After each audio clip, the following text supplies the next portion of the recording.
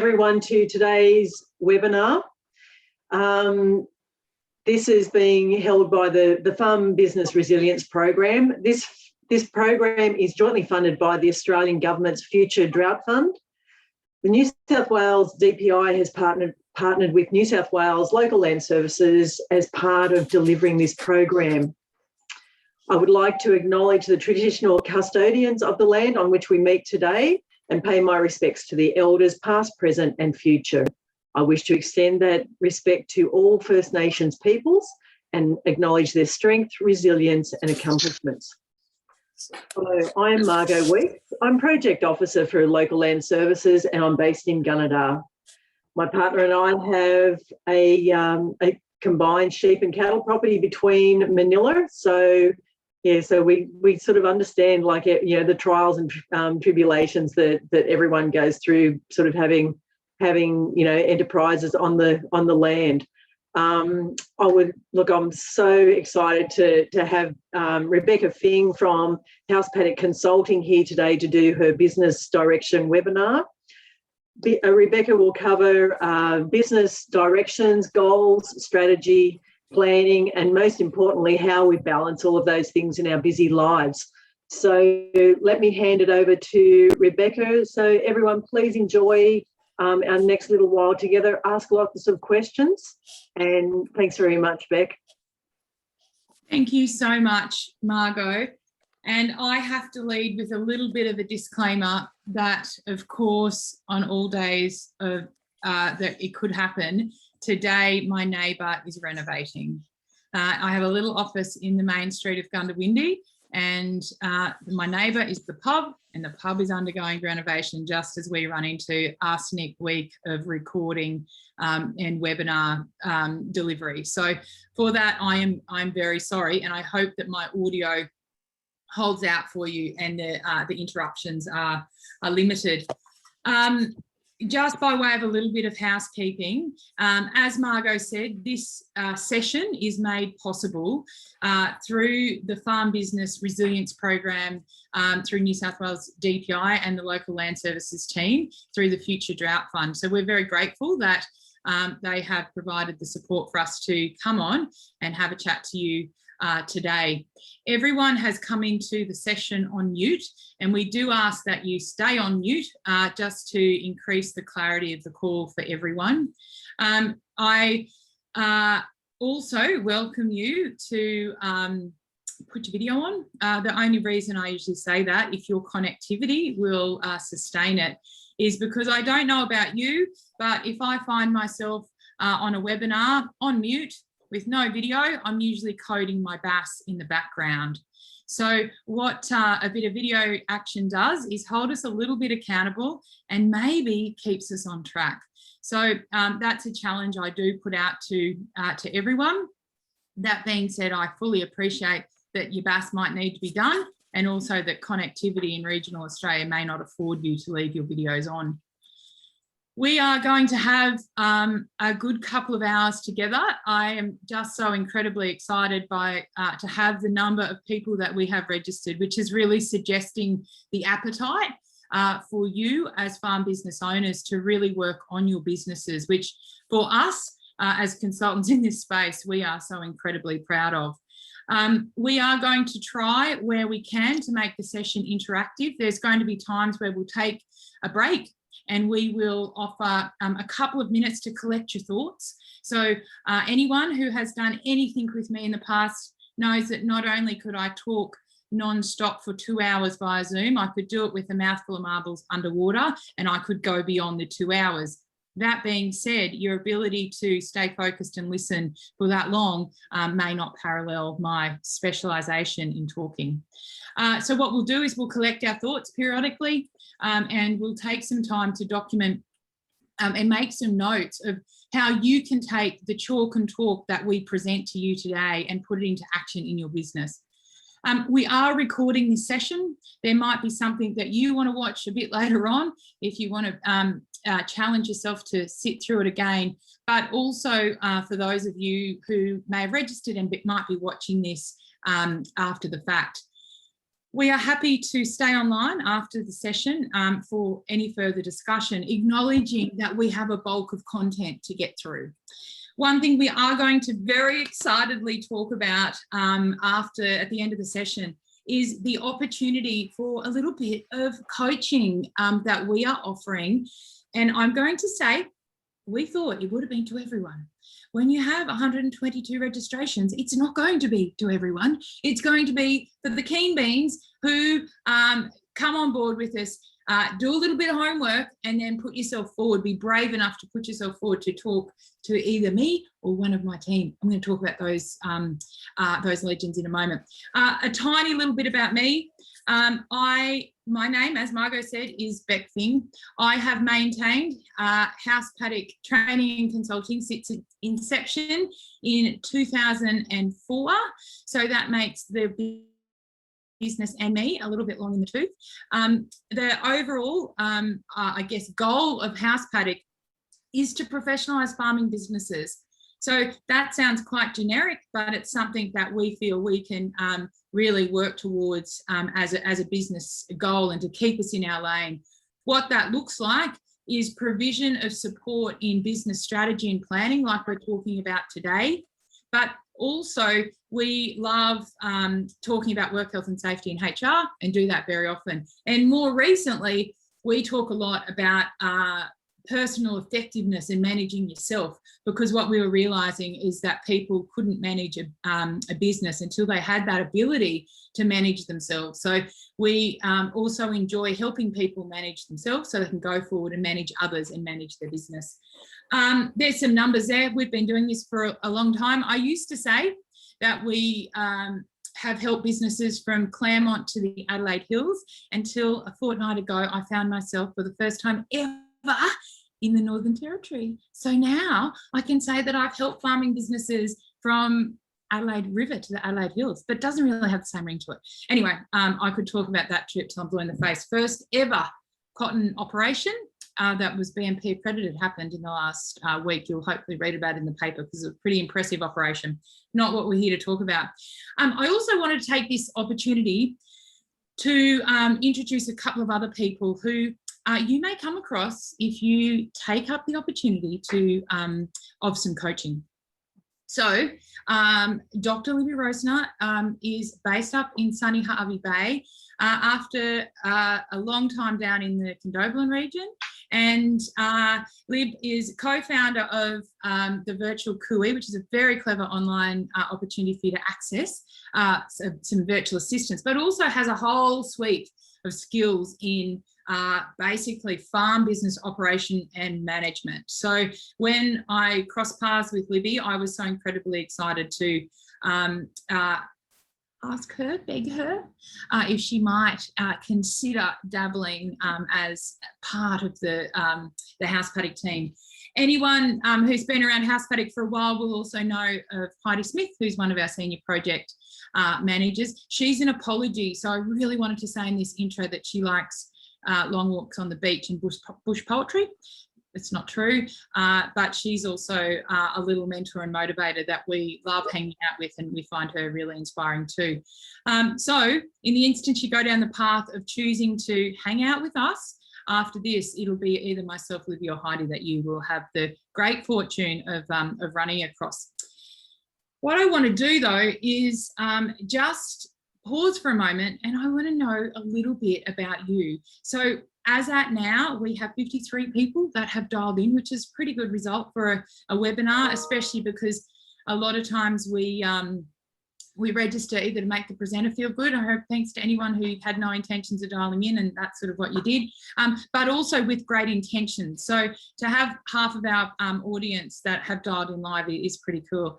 What I'd love you to do though, and I'm pretty sure I'm going to make an assumption that everyone knows their way around Zoom well enough to navigate to the chat box, which is in the toolbar at the top. And I am really keen, someone's already done it, thank you Jamie.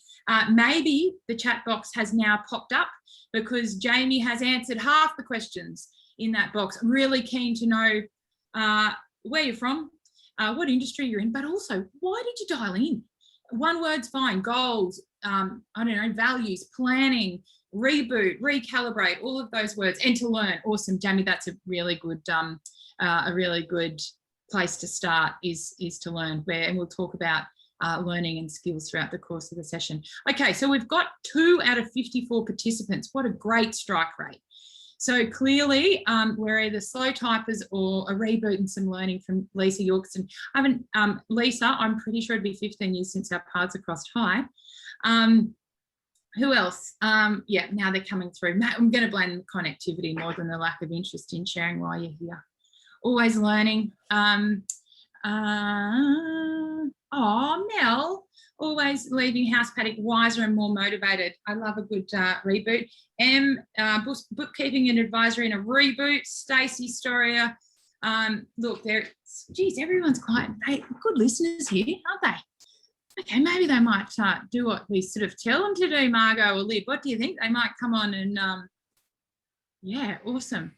We are going to very excitedly keep a track of this. You know, the other reason why I've done this is because now I know you know where the chat box is, and now I know you're not afraid to use it. How good is this? Lots and lots of people that have joined there, and I'm going to try and regain some focus because all I want to do is read all of those beautiful suggestions. But awesome. Lots of opportunities. Hello, Ali Mudford, to be refreshed and motivated and go forward, which is what we're here to talk about, is moving forward and moving forward in the right lane and moving forward in your own lane. So that I'm hoping we will be able to present some content, little bits and bobs, tricks and tips. I'm going to say for a lot because there's a lot of familiar faces in the videos and names in that list.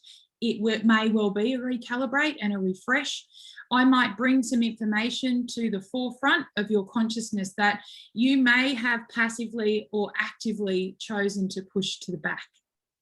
Okay, so what I'm really keen to do is cover some of these areas as we go through the session. We are going to talk about clarity of direction. If you've done anything with me in the past, you'll know it's one of my favourite topics. So we need to know where we are going and what we are trying to achieve before we can start putting rubber on the road. And don't get me wrong, we're going to get to the point where we're going to put some rubber on that road, but where are we actually going and what frames up that road? With that, we're going to have a look at a little bit of a SWOT analysis for your business, what I would consider to be one of the most underutilized tools. We're going to talk about understanding and managing risk and the impact that has on your business planning. And then we're going to get in and talk about goal setting, about planning, a little bit about efficiency, but also as a business owner and manager, or maybe someone who's operating in someone else's lane, in someone else's business, how the hell we can get the job done. And then we're going to touch on where to from here. So without much further ado, I'm going to encourage you to spend the next couple of hours working on your business and rather than working in it. And as business owners and managers, and I know most people, everyone in the group is entrenched in agriculture, the availability of labour, if I pop my HR hat on for 2 minutes, is very significant. And to talk to someone this morning, a client, about business planning, they're like, mate, we are flat out getting the job done. There is no time to lift our head to the horizon and actually focus on where we're going. We're just knee deep in mud was about where it's at. So we fully get it. And back to that slide, a little bit like Margot and Libby in her past as well, we are involved in our family farming business. We are throat deep invested in that as well. So we do know the battles that you are facing. We also know the unique environment, which is farming, where our farms often double as our homes. We live and breathe what we do. A lot of the things we manage by way of risks, by way of determinants of our success, are completely out of our control. Does it make us crazy? Possibly. Does it make us incredibly passionate? Absolutely. But what it does make it is hard to actually work on your business because it is entrenched in history and legacy. There are often a lot of things that are done the way that they're always done, not because they're the right way, but just because that's the way it is. So if nothing else, I'd love to leave you today with maybe the encouragement and confidence to spend a little bit of time, partition a little bit of time to work on your business and give you a bit of structure on how to do that. We talk a lot about business and personal effectiveness, and really they have the same recipe. They have the same ingredients, they have the same steps, they have the same strategy. I mentioned clarity of direction. I'm going to talk about that a little bit more as we go. What businesses that are effective also have is some really clear goals and understanding of what success looks like, not just to the business, but also the individuals in it. But also the next step is that strategy and that plan to get the job done. They often, and I say they, I'm talking about these businesses that we would consider to have their stuff in a heap. And I'm going to see how long I can go, Margot, before I say more than stuff in a heap, but that's okay. We'll get there.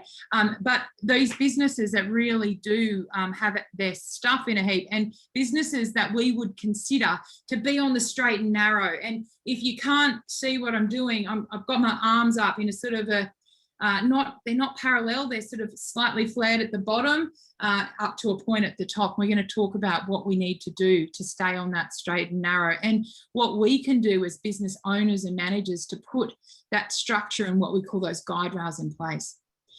The other thing is I'm a huge subscriber to systems creating success. So what sort of systems, platform structures can you put in place to create efficiencies, which gives you the opportunity to follow the strategy, is about where it's at. And then again, and Margot mentioned it earlier, was around creating that balance and making sure that every day is not a Wednesday, making sure when we are torn by our heart and our head, we make business decisions that are founded in business success. They're informed, they're educated, and they're not driven from a place of either lack of consideration, of panic, maybe of history and legacy, but they're the decisions that we should be making, the plan we should be following. I'm going to touch at the end, depending on how we go for time, but definitely touch quickly on mindset and execution, because it's one thing to have plans, and there's a lot of us, I'm sure, that have some great plans. There's a lot of us who set goals, and there's also some of us who fail to achieve them, and then you wonder why. Guess what, team? It's okay to have a goal. It's okay to create a plan and a strategy attached to that goal. The last kicker is to follow the damn plan. And I'm going to talk about how we can do that. So let's go back and have a think about what is it that your business is trying to achieve. And you may have heard through any business planning exercise that you've done in the past, what is your vision? What is your mission? What is your legacy?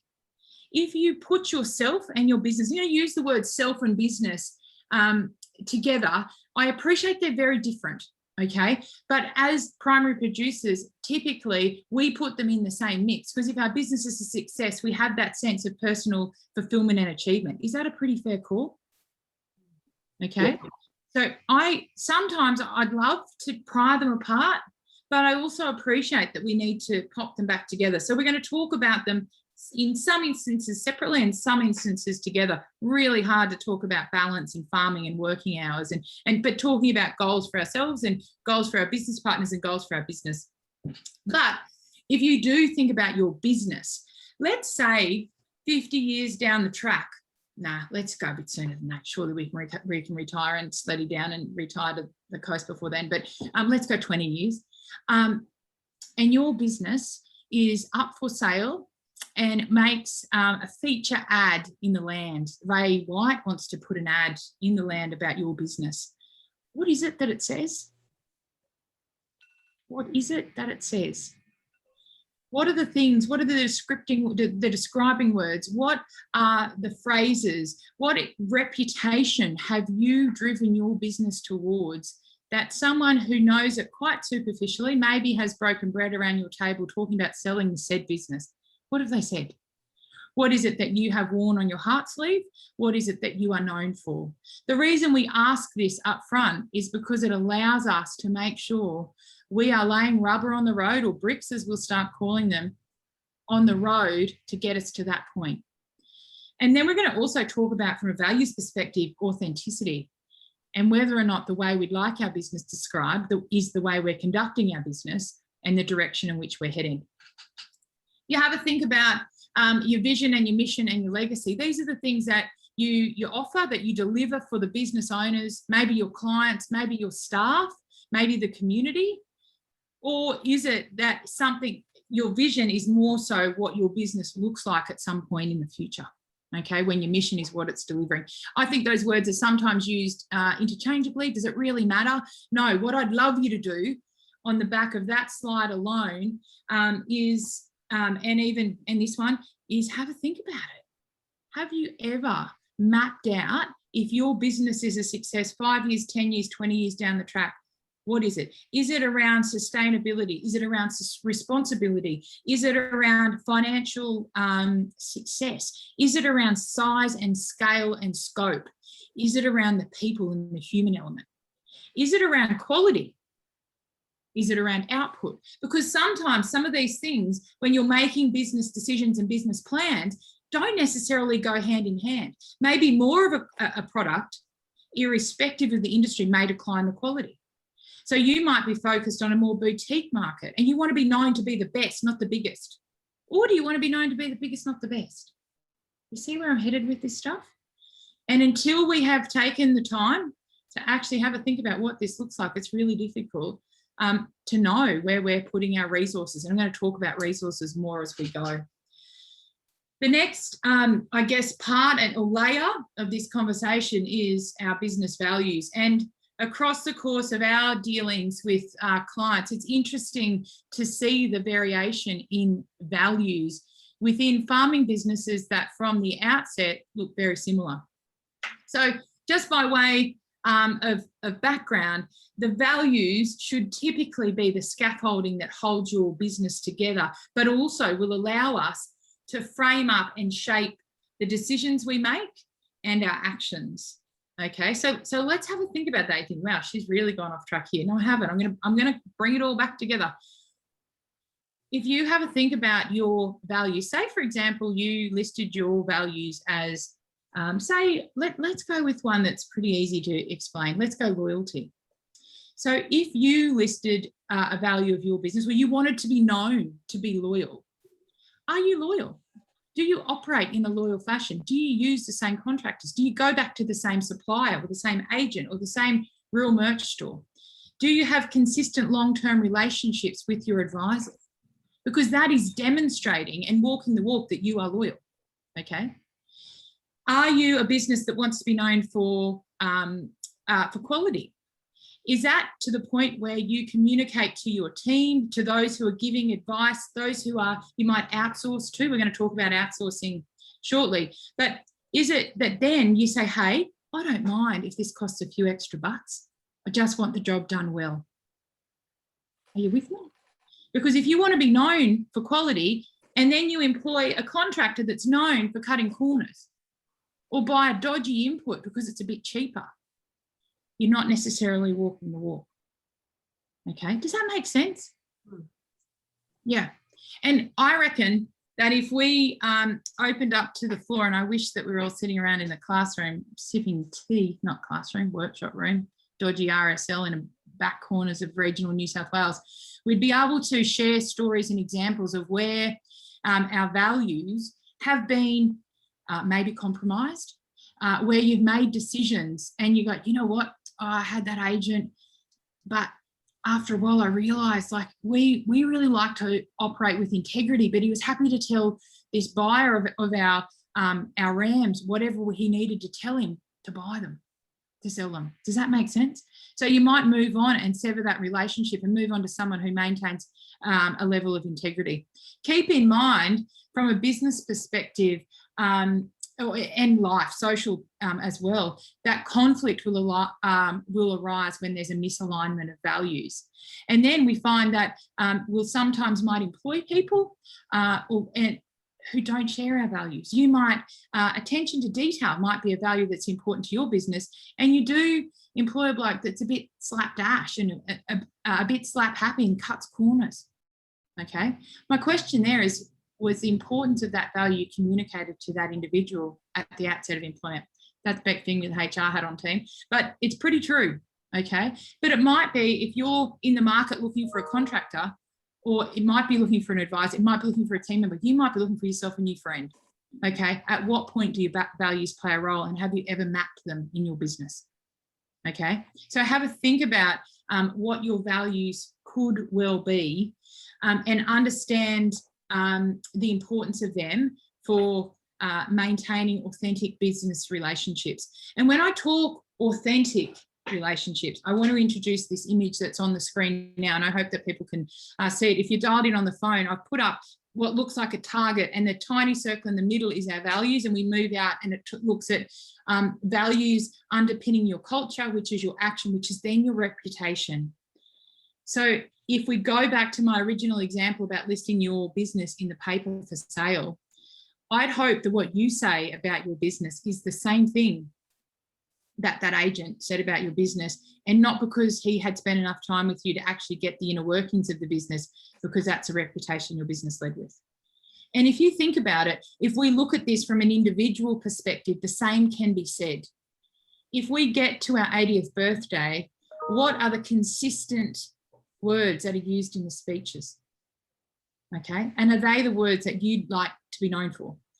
Are you fun? Are you generous? Are you hardworking? Are you community minded? Are you driven by productivity and profit at any cost? Okay, sometimes those 80th birthday speeches are really hard to write. So you try and find something nice to say about the person. Okay, we usually talk about their involvement in other things other than their personal values and brands. The other thing in here is the alignment of your business values and those of your personal values. And we saw throughout the course of the drought where business and personal values were compromised. Let's go back to that example of loyalty, where we saw people who had bought, say, hay from the same business for 15 years, and through pressure, through fatigue, through lack of financial resources, they had to make a decision that was purely against their values, and they bought from someone else because it was a bit cheaper at the time. Okay, and that decision never sat well. Okay, I delivered this a session a little bit like this, a little bit different, actually still for local land services in our Check Ready Grow series, Margot. It was a while ago now, so 4 or 5 years ago, in the grip of the drought, which is still so familiar to many of us. And I had a fellow came up at the end and he said, oh, this is all come true. I've had this real churn, this real sort of feeling that something wasn't quite right. And it was because through necessity, driven by fatigue and driven by financial hardship, that I'm looking at feedlotting some sheep. Which, you know, yeah, fair enough, fair call, pretty smart. Regen ag was his passion. So can you see that misalignment of values? And why he said, I never thought about it like that. Okay. So sometimes we do make decisions that are ill-aligned, misaligned, and just know that absolutely going forward we can get back on track, but in the meantime they're not going to sit well. I have, and I need to make sure everyone got a copy of this, because if you had registered, you should have received a copy of this presentation on email. Okay, maybe, Margot, can I be a bit cheeky and say, if someone, and I don't, we can amend it after, so just listen along. If you didn't receive a copy of this presentation on email from me, I downloaded, exported all the email addresses. Let us know, flick me an email or Margot an email, and we will get you a copy of this presentation after, so you can pull apart some of this stuff. Okay, the other thing is, if you didn't get an email from me at about 11:30, it means you're not going to get a follow-up email either. So we want your email address if you want to be stalked by me, only in the short term, okay? I've got better things to do than stalk people. Hey, Margot, I don't stalk people. That's true. Yeah, so we're really conscious. If you did not receive an email from me in the last hour, pop your chat, don't pop your email in chat because someone else will stalk you more than I will, but flick it through on a message to me or Margot. Both of our email addresses have been made very available throughout the course of this registration process, and we'll make sure that you are kept in the loop if you want. If you're happy to not get the presentation, never hear from us again, feel free to stay quiet. But also importantly is having a look, and this is a crazy list, but the other thing there's some really good differentiation between, say, cultural and community values and external values like environment, okay? Or community is a good external value versus those really interpersonal values like trust and loyalty and honesty and respect, okay? So all of these things, internal and external values, shape up the way you run your business. And you think, wow, I don't know if I dialed in for this airy-fairy stuff, did I? For me, you actually can't get the heavy duty rubber on the road right until we know what forms up our guide rails. And this is Beck Fing's roadmap, which if you have ever, the grow ladies are probably going, oh God, here she goes again with the roadmap, gouge my eye out. But this for me it's a real game changer, and it's a really nice pragmatic way to look at this stuff. So what we have done is we have put our vision and our mission at the forefront, okay? We have now put some guide rails in place. And if you were here to talk HR and work health and safety, guess what, team? I'd be using the same picture. Because if we'd like to achieve anything, we need these guide rails in place, of which things like the boundaries we set, our values, but then also if we get into the nitty-gritty of our business, it is things like our budget. It is the policies and procedures. It's a code of conduct. It's a HR handbook. It's a planning session. It's your business plan that form up these guide rails. And those of you who can see me, I've taken my arms out from really wide, which is a similar image to that is on the screen, and I've pulled them in quite tightly, okay? And I'm going to challenge you now to have a think about a business that you consider to be on the straight and narrow, and not only do they have these guide rails in place, but they have them pretty tight.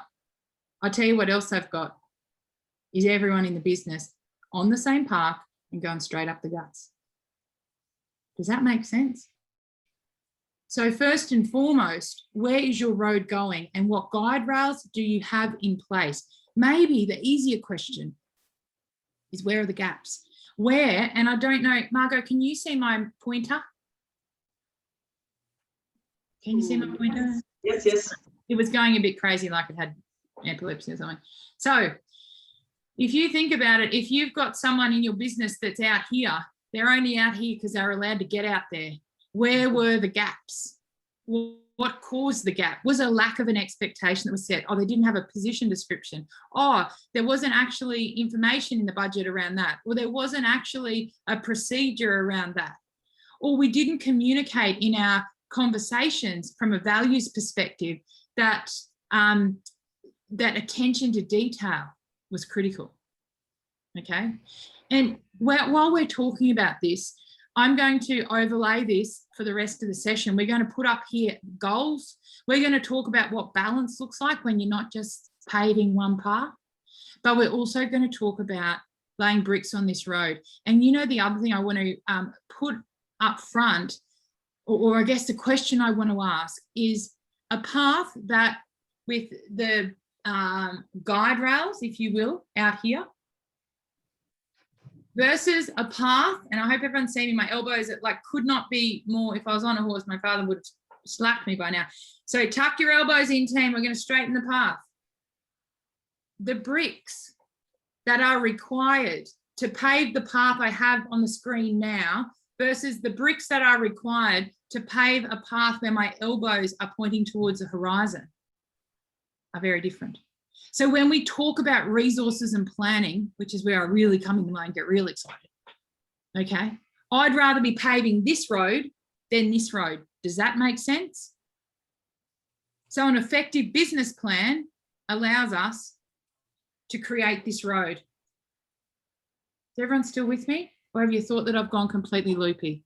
Libby, are you with me? Are you happy? You're happy with what I'm saying?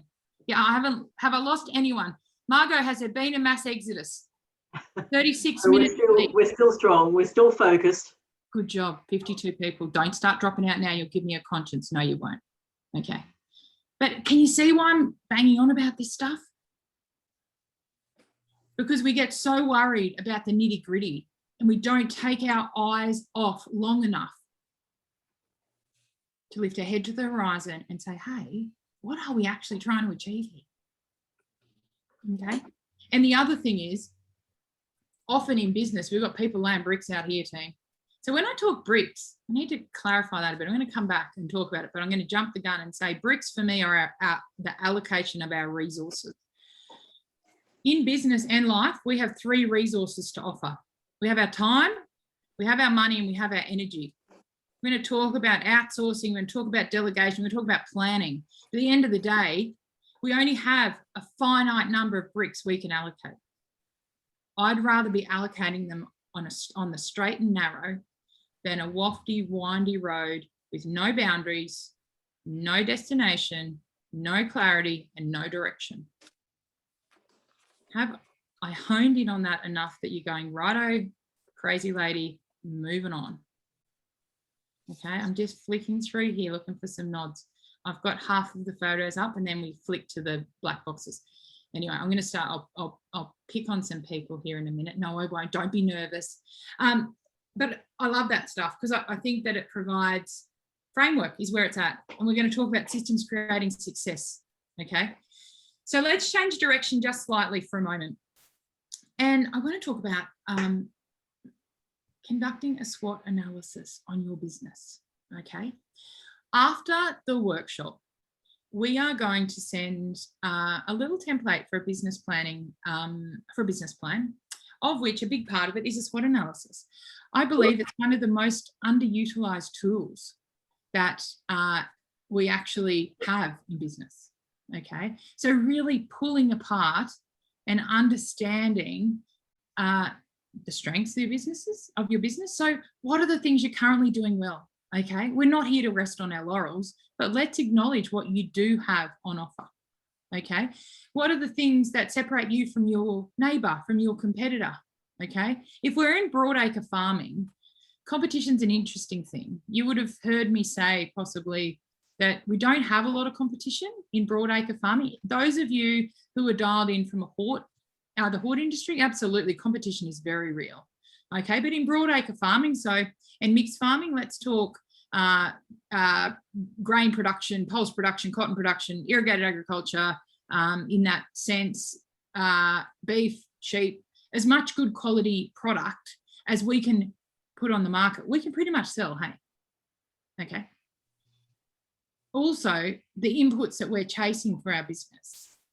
So might be fertilizer, seed, chemical, animal health products, whatever, feed.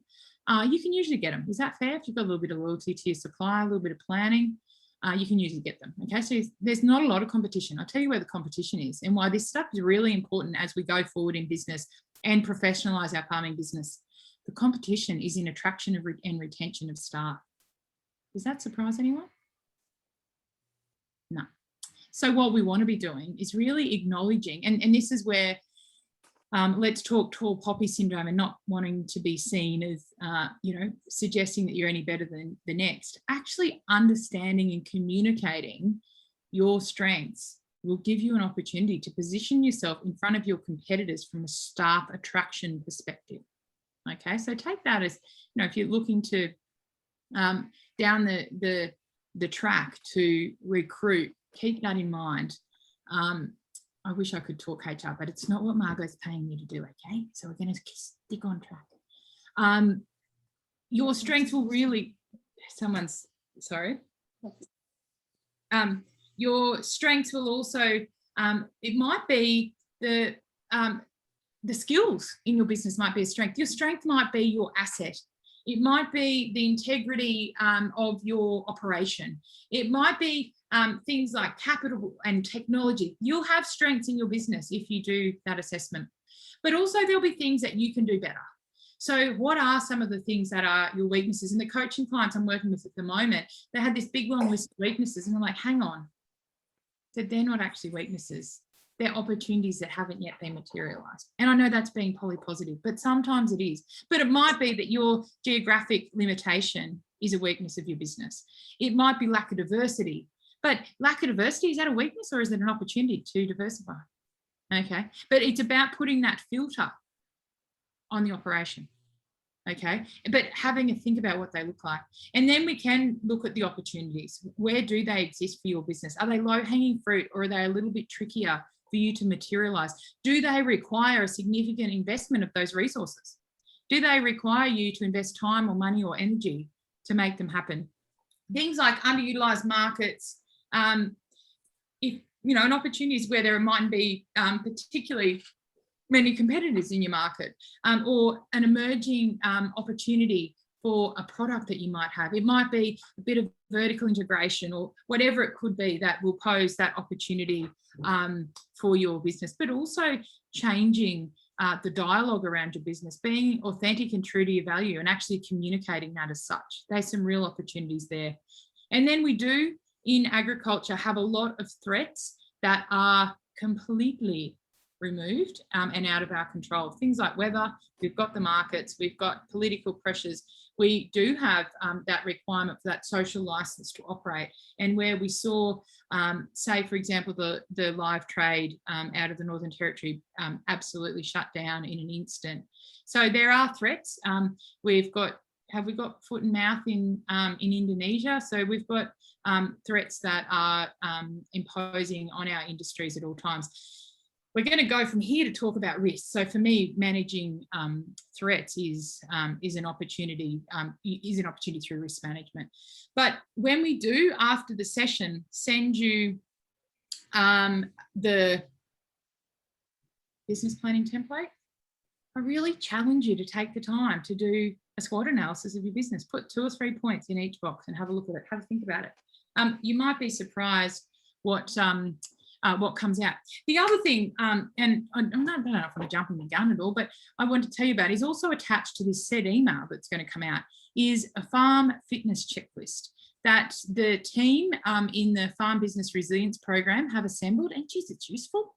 And I'm not saying that all of the things they do aren't useful. This is particularly useful. And we down tools with our coaching clients and said, hey, this is brilliant. Let's have a look at it. And it covers areas of your business. Margot, you might be able to help me. Like there's definitely people, there's your natural assets, there's your farming operation. I think one's risk, but it covers each area of your business quite discreetly with a bit of a traffic light situation. So where you might have looked at something like that in the past, it shows you, like, is this something that if you're all over that you're doing but could have some attention, or man, I didn't even realize we should be in this space, and provide you with a really quick, short, sharp, dirty, nasty, whatever you want to call it, action plan for your business. So it might be that you use it, and if you're interested in engaging with the coaches, it's a really good opportunity for you to say, geez, I didn't even think about this, and allow you to create that action plan for your business. So it's a really good tool that will be sent out. I don't know, well, look, we're allowed to send it out, so I don't know how readily available it is, Margot, or whether people might have seen it. Has anyone come across it in the past? You know, where has it been? I don't know. Anyway, it's real clever. Has anyone seen it? We'll get it sent out. We'll get it shared around. No, well, it'll come out, Margot. It's attached to my email because it's schmick. I use it with everyone. I love it. It's gonna, but anyway, it's a good little tool. And sometimes it's about understanding, locating, finding, and utilizing these tools for business planning. And when you don't know where to start, geez, it's a good place to start.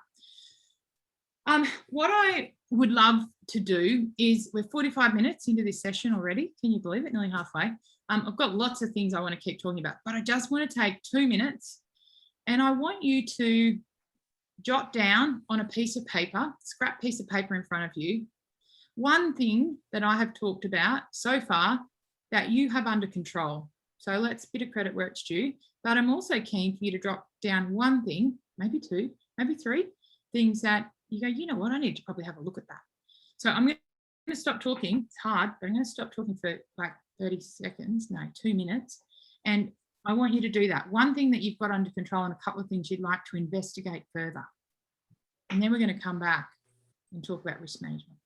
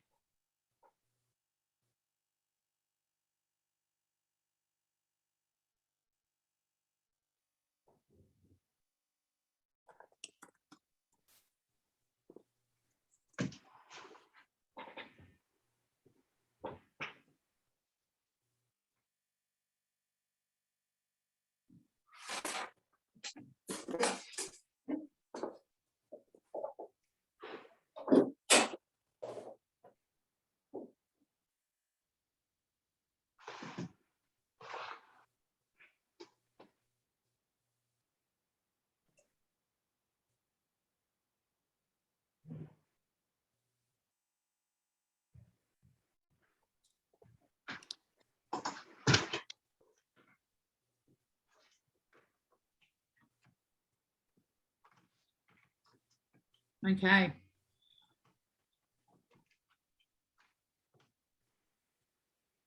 Good job. Does anyone want to be brave enough to share one of their things? Just always start talking about risk management.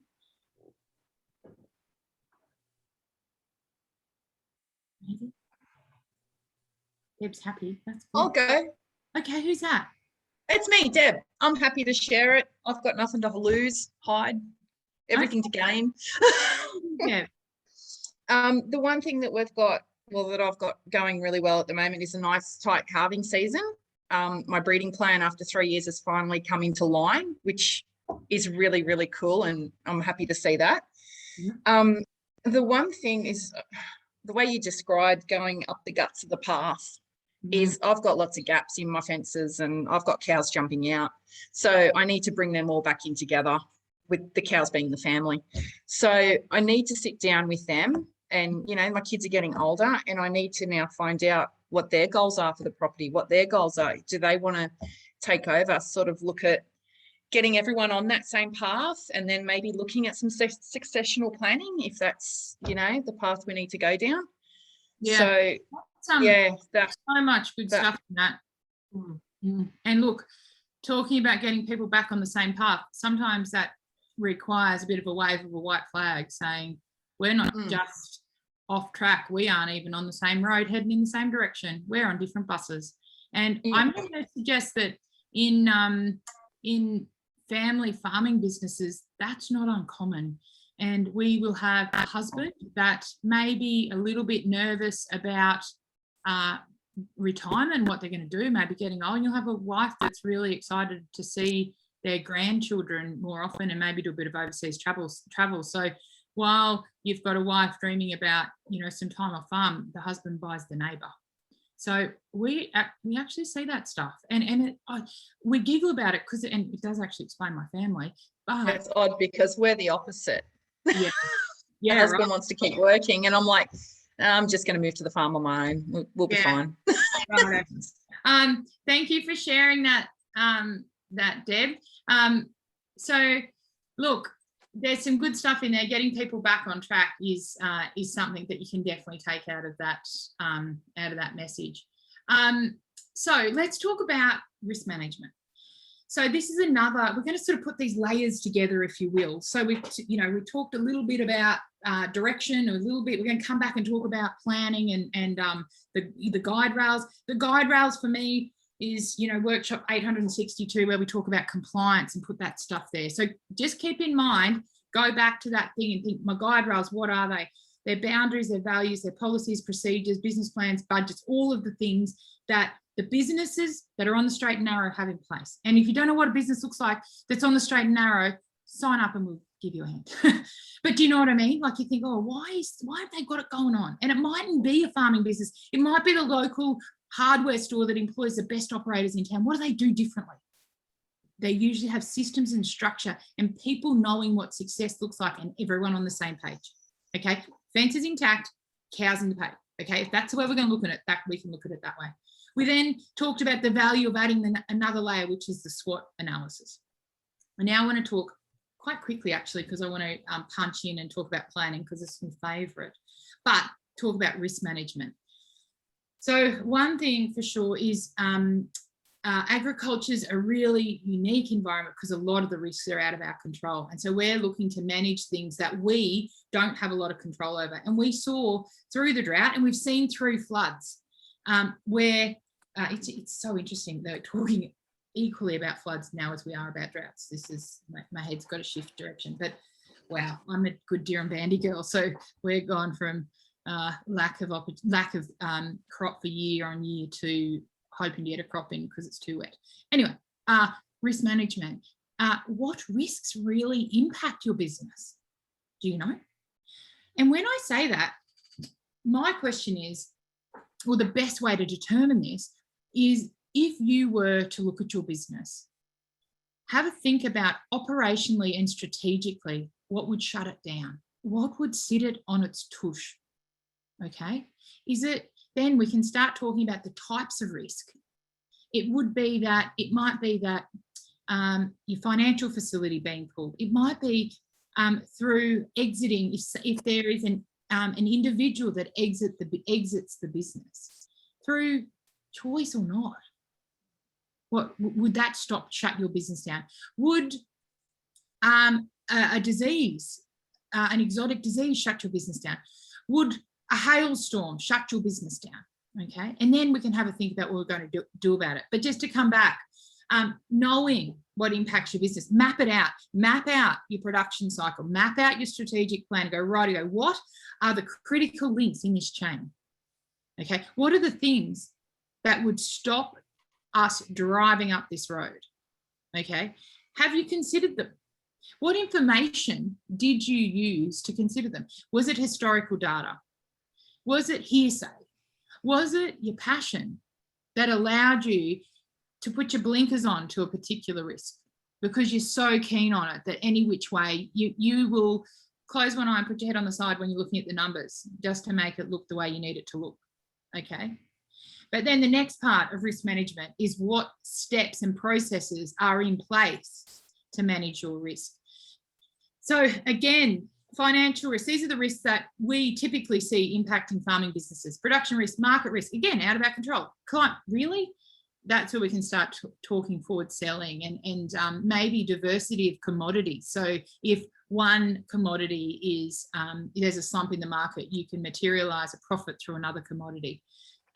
Is it climatic risk? This is where we start talking about storing feed, where we talk about irrigation, where we talk about diversification of geographic location. So you hope like hell that there isn't a drought from Mount Isa to Melbourne, which we had.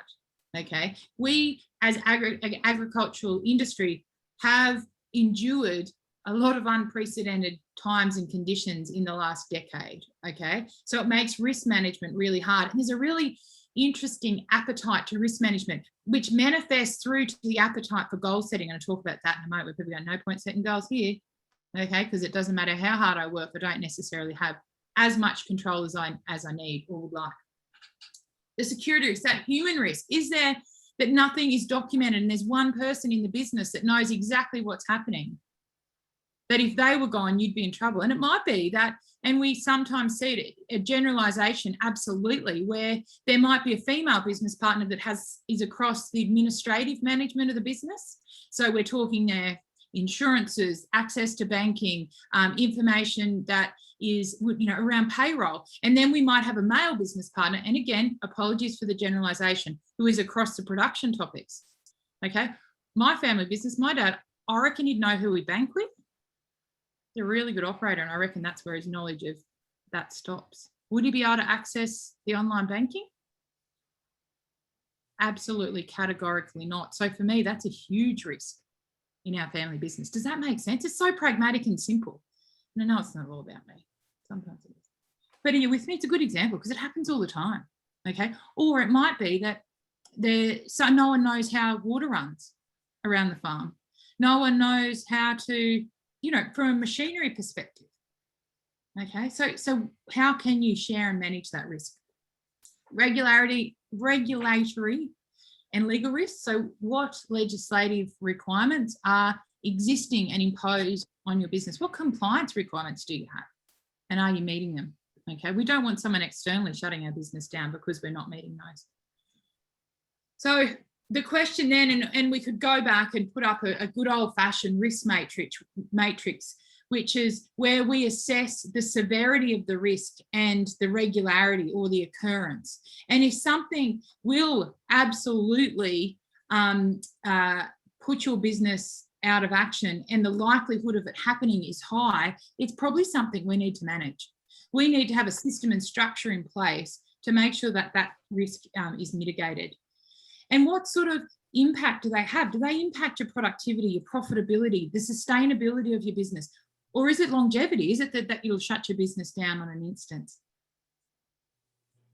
And the question then is around how are your actions and your decisions and the allocation of your resources impacted by those risks? Okay, what strategies can you put in place to mitigate them? Okay, and don't say insurance, because insurance is right down the list of strategies that you can put in place. And I'm going to talk again in a minute about risk appetite, because it's a really interesting one in farming. But a risk management process, and I'm just today we only have the time, if you will, to talk about the what and the why. When the how, there's some really good risk management plans that you can access for free online. And I might see, Margaret, we might be able to even look up a risk management process through Farm Business Resilience Program, because this is stuff that, you know, from a business planning and resilience perspective, we do need to be actively understanding and managing our risks. But is there a process for methodically, systematically identifying the risks that impact your business, looking at the likelihood of them occurring, understanding how you will respond? And look, sometimes a risk will impact our business in such a way that we go into fight, flight, or freeze mode. I can promise you, if there is a plan in place, and this is me from a work health and safety perspective, if it is an emergency risk that you need to mitigate, if there is a plan in place, our ability to enable and enact a plan will be more likely if the plan exists. If there is no plan, we will more solidly stay in fight, flight, or freeze mode and be good for no one. We need the ability to go into autopilot in that golden hour, which a risk management plan will allow us to do. And then what we can do, if there is a high likelihood of a severe outcome, we can put some systems in place to deal with the consequences. Okay, we can put an irrigation system in, we can diversify, we can have some financial reserves. Okay, we can forward sell, all of those strategies. And look, there are 150 strategies. I've just given you 4. And then there might be a little mix of insurance in play too, because from a risk management perspective, it can be a valuable tool. We also need to have an ongoing process of monitoring the effectiveness of that risk management and the approaches and the controls that are in place. So again, making sure we have those systems. We know what they are. We have the systems in place. We've got some records in place, or we're utilising data to measure before we manage, okay? And doing that without a pair of rose-coloured glasses is sometimes a tricky one. Understanding our obligations and opportunities, taking those weaknesses and threats out of our SWOT and turning them into working on them, building on them, improving them, materialising them so they become a strength and an opportunity, okay? And I'm going to say this about any sort of planning, whether it's a risk management plan or a goal, a strategic plan, or an operational plan, which keeps you on the straight and narrow. There's one thing to have a plan. Follow the damn plan. Okay. And I love telling this story about a fellow that sat quietly in the front row of this strategic planning workshop, which was one of the hardest things I've ever done. I know that sounds dramatic, but talking to farmers about planning and goal setting and strategy in the middle of a drought on the Liverpool Plains. It was bloody terrible. Anyway, long story short, this fellow said, yeah, we've got plans, but you know, like you don't follow them, blah, blah, blah, blah. Anyway, and he was sort of making some negative comments about there being no point. And he was quite despondent. And his wife sat quietly beside him and said, we had a plan. If we had followed the plan, we'd be in a better position than we are now. Okay, so a plan that you can materialize and live with after the fact is better than no plan at all. Okay, and look, it was one of those plans, if it gets to September, we'll sell our breeders. And we get to September and the solid plan becomes a line in the sand, which is shuffled forward. And we'll just buy one more load of hay. So, and we don't necessarily, I'm not an expert on that, so I'm not going to go into it, but it was just a really interesting throwaway comment that this lady said that they'd be better off had they followed the plan. And to talk to people, we did some work, bushfire recovery work with farmers on the north coast of New South Wales who were really dramatically impacted by bushfire. We're talking about emergency preparedness and planning. And a lady piped up and quietly said, if I didn't have an emergency plan, I would be dialed into that.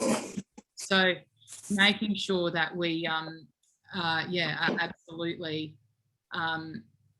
you know, have some confidence in planning and then sticking to the damn plan. I mentioned there's a couple of other kickers. There's always more to the story. We know this, but risk capacity and risk tolerance. So have a look at these terms if they don't mean anything to you today. Risk capacity is your ability, your business's ability to incur risk. If you are very heavily lent, if you are exposed and overstocked, it might be, whatever it could be. If you haven't sold a thing, if you haven't bought a thing, whatever it might be, it comes back to your business's ability to incur risk. And if your business has a strong risk capacity, it means that if something doesn't go your way, you'll be okay. Okay. But then if you have a low risk capacity, it means that you need all your ducks in a row and you need all of your plans to come off, which when we talk about the things that are in and out of our control, it's not necessarily a position we want to be in. The other kicker here is the individuals in your business and their risk tolerance. So this is where you may have yourself as business owner manager, you might have a business partner that you work with, father, son, mother, daughter, father, daughter, blah, blah, blah, husband, wife, team, some siblings, might be business partners, and making sure that there is a level of agreement around the risk tolerance of the business, where you might have someone who is particularly risk tolerant and someone who's risk averse. So going out on a limb keeps someone awake and gives them cold sores.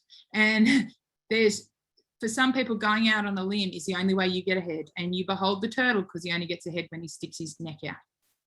And you see, we see in farming businesses working with family units where there is sometimes a differentiation in the risk tolerance of the business partners. This can often be overcome through going back to your values, understanding what you're trying to achieve, and making sure you're on the same page through clear expectations, respect, and effective communication. Okay. And making sure that everyone is on the same bus. Trickier, easier said than done, trickier.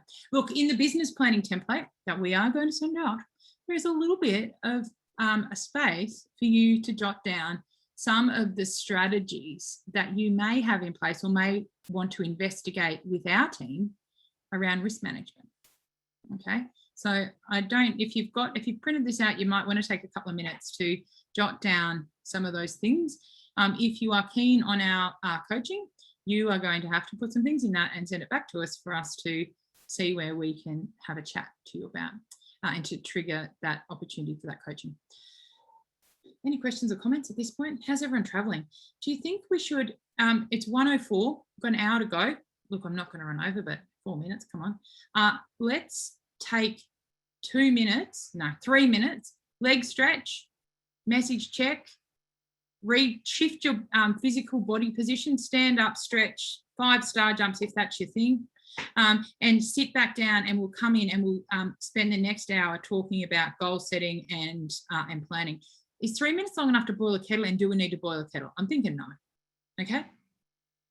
What do you reckon, Margot? Nah, I reckon we're okay. So let's come back. It's now 1:05, 1:08. We'll start again talking about goal setting. But if I really do challenge you to stand up and change your body position so you can change your energy and regroup, because an hour sitting listening to me, you know. Too good. So back at 1:08. Back at 1:08, Margot. You got a little kettle? You might be right. I'm drinking this morning's cold coffee, but I'm okay.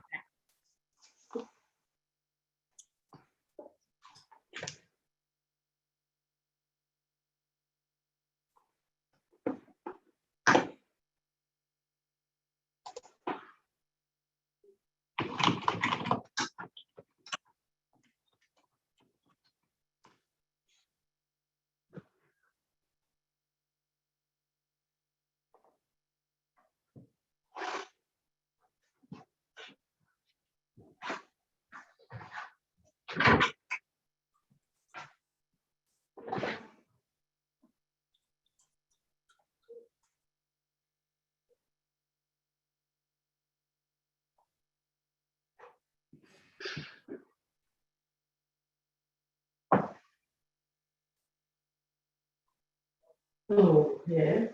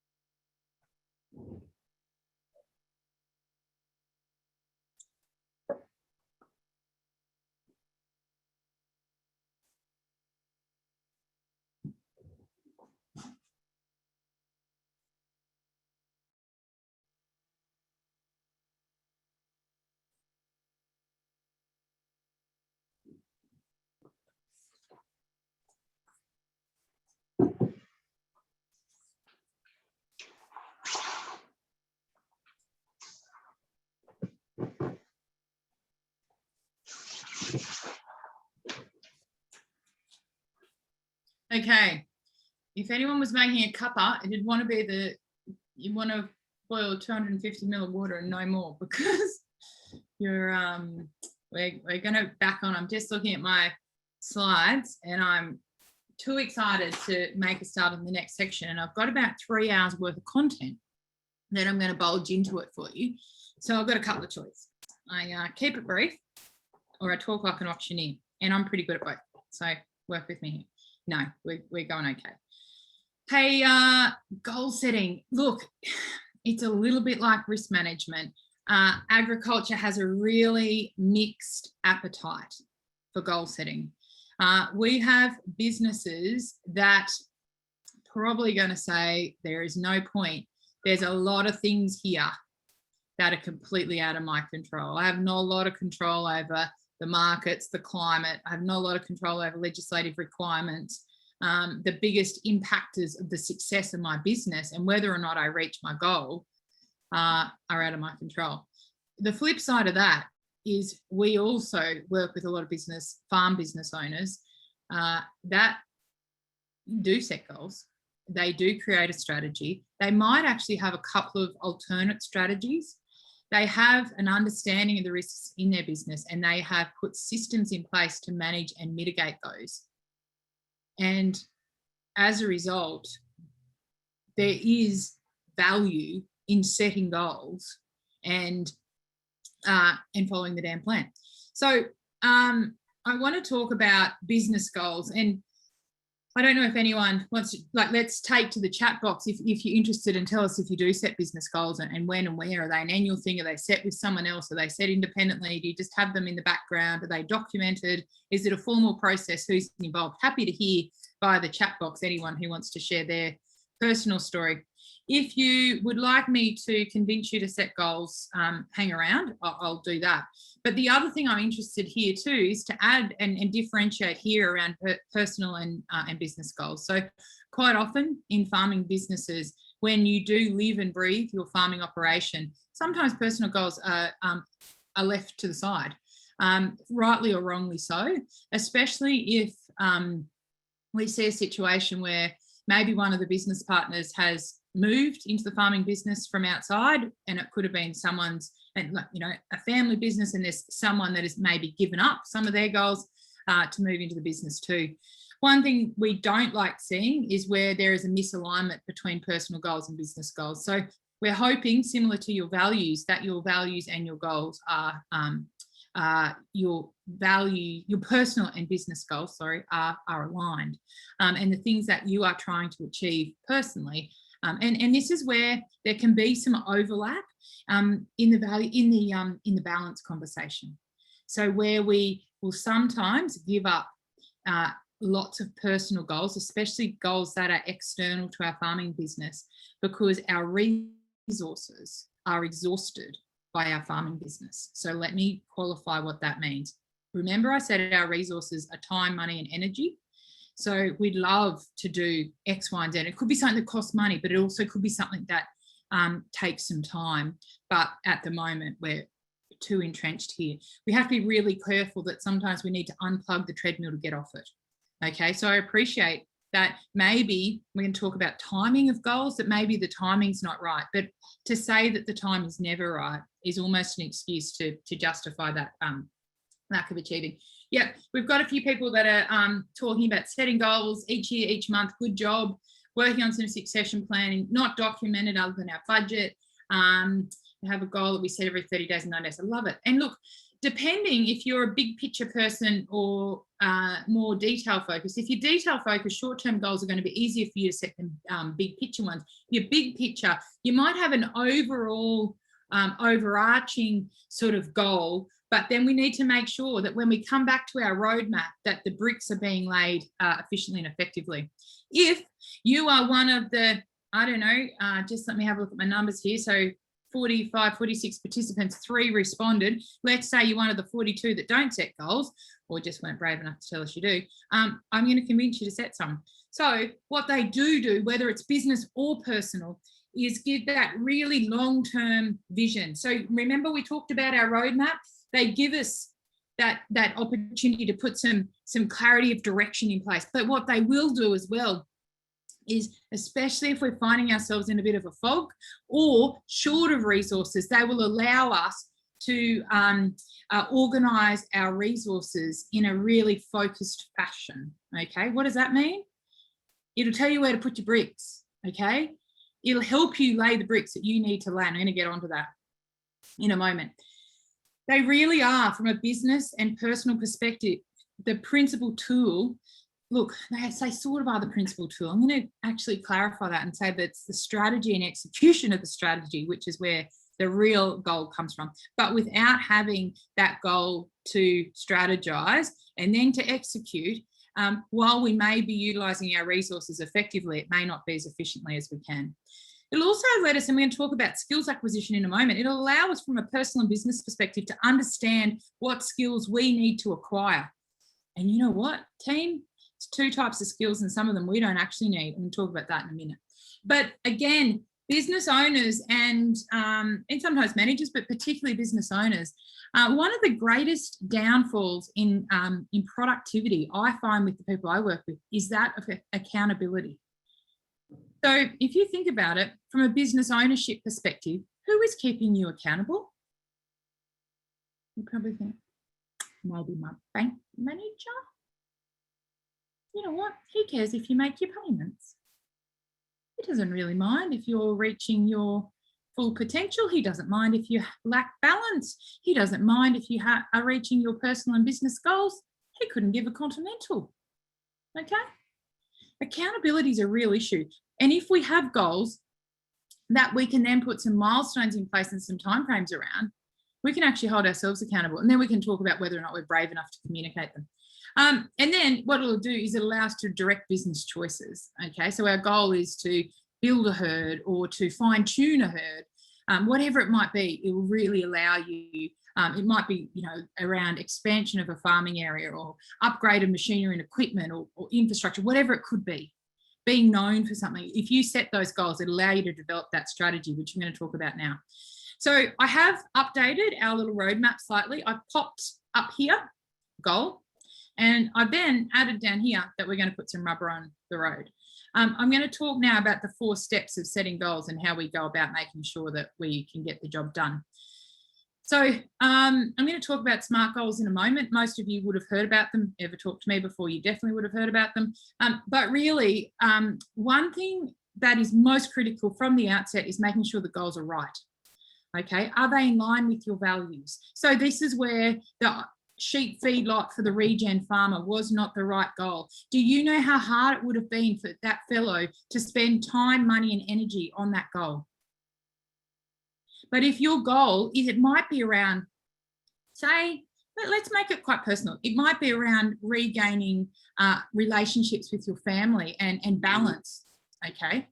If that sits strongly enough with you, you will allow and allocate the resources. I'm going to tell a really quick story here that's quite personal focused, like rather than business, but geez, it hits home. So it's a Turia Pitt, she's a bit of a legend, I'm sure you'll agree, and she was challenging this lady that she was interviewing on a podcast about setting goals that are in line with your values. And this woman, probably a bit like me, exercise wasn't really, didn't have time for that stuff. I want to talk about that later offline, I'm happy to. But it wasn't a real high priority for this lady. Anyway, and she said to this woman, do you think you could run an ultra marathon? And I'm telling this story quickly because it's worth popping in, but I don't want to waste a lot of time. And she said, no, I can't run an ultra marathon. And she said, well, hang on. If you got some training and you got had till Christmas, do you reckon you could do it? And she was like, nah. What about if I gave you $5 at the finish line? And this woman was like, nah, which is a bit like the typical Fing response would have been to running an ultra marathon. And then Turia quietly said, what happens if I said, if you didn't run the ultra marathon at Christmas time, you wouldn't see your family again? Dead silence.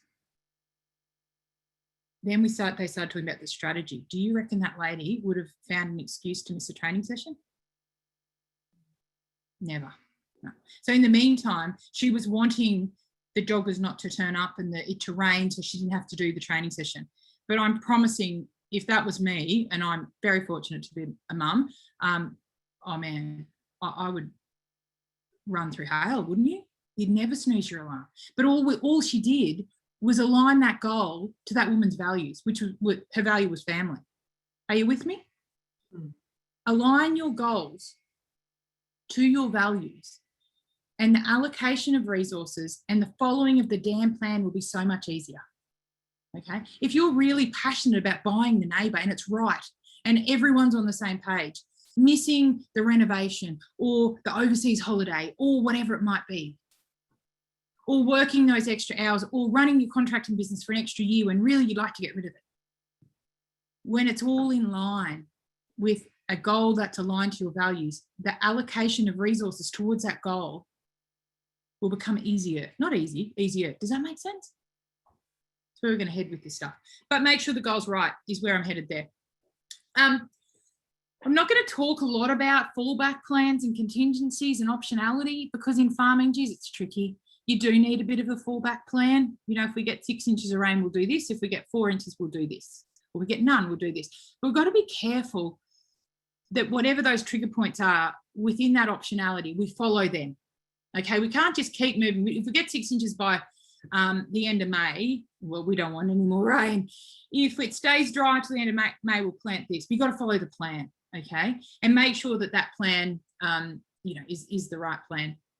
I just want to talk quickly about SMART goals. And I wish I could labour on this, but I can't. Specific, you know, improving production, not specific.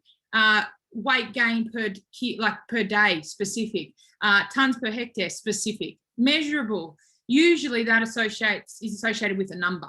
If we can't measure it, we usually can't manage it, okay? Is it attainable? And it depends, I'm going to say it depends where you are in your life, how ambitious we want to be, how hard do we want to dig, okay? So is it that we set a goal that if we limp along, we'll get there? And maybe if you're in a period or phase of recovery and you want some quick wins, set really attainable goals. So you get that feeling and sense of fulfillment and achievement to kick the can down the road. Rebuild your resilience in your tank, okay? But it might be, you know what? We've been limping along here. Our risk tolerance we've absorbed a bit of that. Our risk capacity of our business is a lot higher. We could go out on a limb, okay? Let's invest pretty strongly in quite an ambitious goal, okay? So have a think about, I'm saying that attainable is something that that will change depending on your stage in business and your stage in life. And relevance will too. It could be a right goal, but it may not be right now. Okay, that's a tricky one. I'm going to say that as a mum, it's a tricky one. Okay, because there's things that are important to you and everything's right about it except the timing. And similarly, time, I'm going to talk about time again because I love talking about time, but time, if it does not have a deadline, I don't know about you, but it don't make my list. Okay, so what is the deadline and is it realistic? Step 2 is making sure we have a look at the action planning considerations that are associated with this. I'm going to talk quickly about all of these. Do you have the resources? I'm going to talk about some of these separately. I'm going to talk about skills, I'm going to talk about time and relationships separately. But if you think about your goals, is it bricks and mortar that you need? Is it money to invest in the goal? Okay, so outside of those things, if you don't have the resources, can you mount the resources? And if not, maybe that goal at this point isn't attainable. Okay, you might want to revisit it when your resources are in a different position or condition. Time. It's what we're going to spend the rest of this session really talking about because we're talking about planning. But are your goals time bound? Okay, and is the timing right? I'm going to talk about relationships and delegation and outsourcing and all these things, which all come back to buying time. Do you know, and I'm going to talk about bricks, laying bricks and rubber on the road. I'm going to introduce some numbers, which I love, like 168, which I'm not going to ask because half the group have worked with me before and know that that's the number of hours in the week. Okay, 1,008. Do you know what that number is? Number of 10-minute increments in the week. Okay, do you know that we can find time through finding efficiencies, and we can actually buy time by paying someone else to do the damn job. Okay, so there are times in our business where we buy time. We pay 25, 30, 35 apparently dollars an hour for someone to drive a piece of machinery or equipment for us. Okay, just buying time. Okay, sometimes we can have it all, but we don't have to do it all. And I'm going to talk about that from a goals perspective. And this relationships piece. So do you have someone that you can outsource the things that you either don't want to or can't do? And I'm talking here from a specialist position. So accountants, like financial delegation, into agronomic advice, into like veterinarian and nutrition advice, into a mechanic. Do you have the relationships in place to get your business to where that it needs to be? Which, if that's a profitable funding business, maybe some of those relationships are required to be in place. If your goal is to run an ultra marathon, it might be a trainer that you need. Okay, but then there's some other elements of this relationship dialogue as well. Do you have a cheer squad? Like, do you have someone who's in your corner? Do you have someone who's supporting you? Or do you have someone that at every point is undermining your goals? Okay, and I'm going to put the next one in as a little bit of a kicker, and I'm happy to be challenged on it. And I'm going to say here, do you have permission? So if it is that you work with someone other than yourself in your business and you're not completely autonomous, who do you need to check in on or with? Also, if it might be a personal goal, have you conferred with someone who the reallocation of resources will impact? What does that mean? If I want to study my master's or run an ultra marathon, probably more likely to study than the ultra marathon, I might want to check with my husband and say, hey, this is going to take me 4 hours a day. Is that okay? Or this is going to cost me 15 grand. Is that okay? And it's not about getting, can you imagine me getting permission from my husband? Unlikely. But what it is about having enough respect for the other people that are impacted by my allocation of resources to get the buy-in. Okay, so it might be permission, it might be buy-in. So please don't think I'm any sort of submissive versus bra burning. You know, you're with me, aren't you? You picking up what I'm putting down yet? I'm going to leave that one. But you know what I mean? It might be that you're working with your brother and you go, hey, I'd love to upgrade that piece of equipment. I reckon if you've had the conversation, you get it over the line better than you turning up with a new header. Okay? And I think sometimes that's keeping everyone on the same page. I love it. So true, Margot. So incredibly true. And you know what? If you would like one of your business values to be respect and maybe harmony, communication is going to be the biggest key. So you're exactly right. I love it.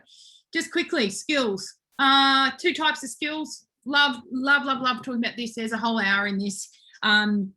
Soft and hard skills. Hard skills are the technical skills that we need to get the job done. It's our ability to build and operate a spreadsheet. It's it might be computer literacy. It might be knowledge of chemical application and machinery. It might be understanding how to carve out heifers. I don't know what skills you need to run your business.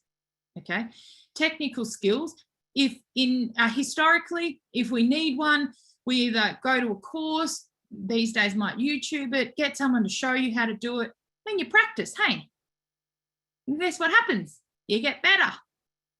Okay, so that's how you develop a hard skill. But then we have these other crazy things that are called soft skills, which are those inter and intrapersonal skills like dedication, motivation, communication, ability to listen, time management, organization, all of those good things. And funnily enough, we label ourselves in a certain way that we were born like that, and we don't have an appetite or even I'm not going to say interest, but usually we just assume that that's the way we are and that's the way it's going to be. I can promise you that a soft skill can be learned just as tactically as a hard skill can be learned. Do you know how you do it? You go to a course, you look at YouTube, you get someone to show you, and you practice it. And guess what? The person in the team who's a really crappy listener, if they learn the art of effective listening and then they practice listening effectively down the track, guess what they're going to be? A great listener. Okay. Similarly, if you have skills that you need to run your business, it might be around motivation and discipline. It might be around structure. It might be, I'm a crappy planner. It's a soft skill. Do you want to be a better planner? Learn how to plan. Okay, I'm not a great staff manager. I think it crosses over between soft and hard. I'm not a great communicator. Okay, do you want to be a better communicator? And I had a fellow in a workshop say, oh, come on, you can't expect us to change our personalities. You know what I said to him? No, but I expect you to change your behaviour if you are looking for different results to what you're currently getting. So the challenge from this piece is understanding both soft and hard skills. Do a SWOT analysis on yourself. What are your strengths? What are your weaknesses? And have a look. So a couple of things. Sometimes you don't need to acquire all of them yourself. You can outsource them. You might need to learn to drive a tractor. And I can demonstrate that. I've had the real privilege of working with some women just by default over a course of 10 years who are widows in their farming operation. They didn't know how to drop the oil out of a tractor, but they chose with the passing of their husbands to stay on these farming businesses. Geez, they do a good job, because you know what they do? They plan, they set some goals, they manage their business, and they surround themselves with people who can do the technical things they can't. Okay, so you can outsource the things that you don't necessarily want to acquire the skills for yourself. And sometimes we have a mentality in farming that you'd never ask someone to do something that you can't do yourself. Is that fair? I need to probably validate this, but I don't think the CEO of Qantas can fly a plane.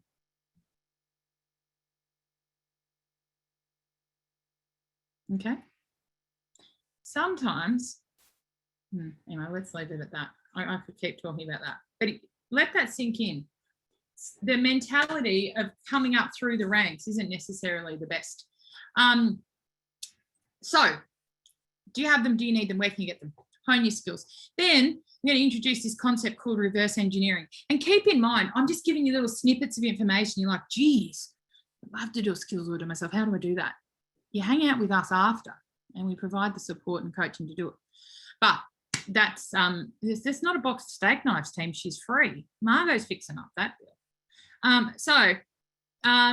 The next thing on the back of, and this is one of my favourites, is this introducing this topic of reverse engineering. So really, it's taking those big picture dreams and it's turning it into today's to-do list by simply stepping down one step at a time and asking, how do you do that? I want to keep moving and show you this slide but the slide's really ugly. Hopefully you've got it up on your screen or you've been able to print it out, and it's a lot easier to read than what I'm going to show you because it's not pretty. And everything that I've learned about delivering content online or face-to-face is not in line with the next slide. But really, reverse engineering is that process of just simply taking a goal and asking, how do I do that, or what do I have to do? So drum roll, please. Anyway, yeah, everyone's gone like this. Okay, so lean on in, team. We're going to look at Beck's Poxy slide. What we are going to look at is this process of taking, and I looked at an investment property for the purpose of the exercise. You could easily run an ultra marathon up there. Yes, Joanna's husband's like, I can't see. We all need to go to Specsavers after this. So we're really, all I've done is taken it from a big picture and kept asking. And if you have a look, say around financial, understanding the finances of acquiring a property, I needed to sort my finances, getting a loan, increasing some income and getting a deposit. And then I was like talking about, well, how do I do that? Start saving. How do I do that? Reduce spending. How do I do that? Okay. All I've done is how do I do that? And eventually it gets to the point where it can become a one-off task or an ongoing thing on your daily, weekly or monthly task list. Okay. And this is starting to create the conversation. If we talk about our roadmap, team, this here is the goal at the top of the page.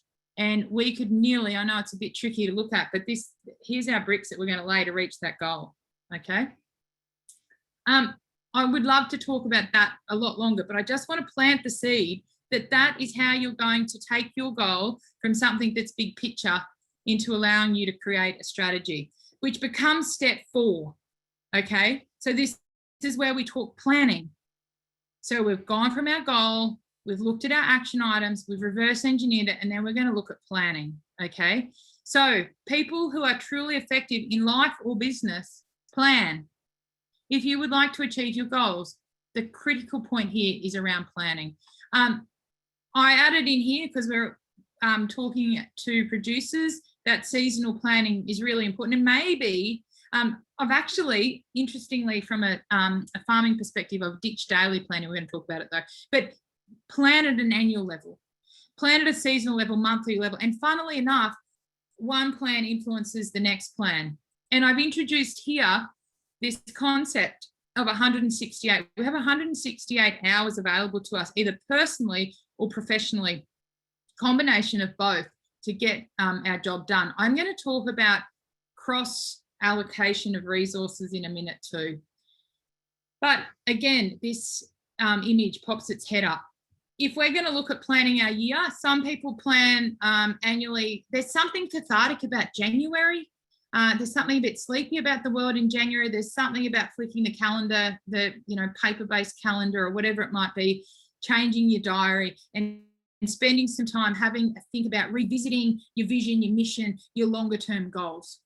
But I also like at this point is having a look at what's working for you and what's not. What habits do you have in place that are working? Which ones do you need to ditch? What are your priorities? What changes need to be made? What systems and structure can you start putting in place? Okay. And I've been using a tool. I've been separating out our business with some coaching clients recently, looking at some of the aspects. And I know this isn't relevant to all businesses, but just to, from an annual planning perspective, what are the things that need to happen? And the next page down is the things that ideally will happen if resources permit. Okay.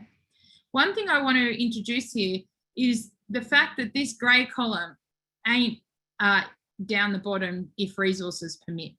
We are going to, at an annual basis, I really encourage you to create plans and room and strategy for your personal goals and your family, relationships, the things that fill your cup.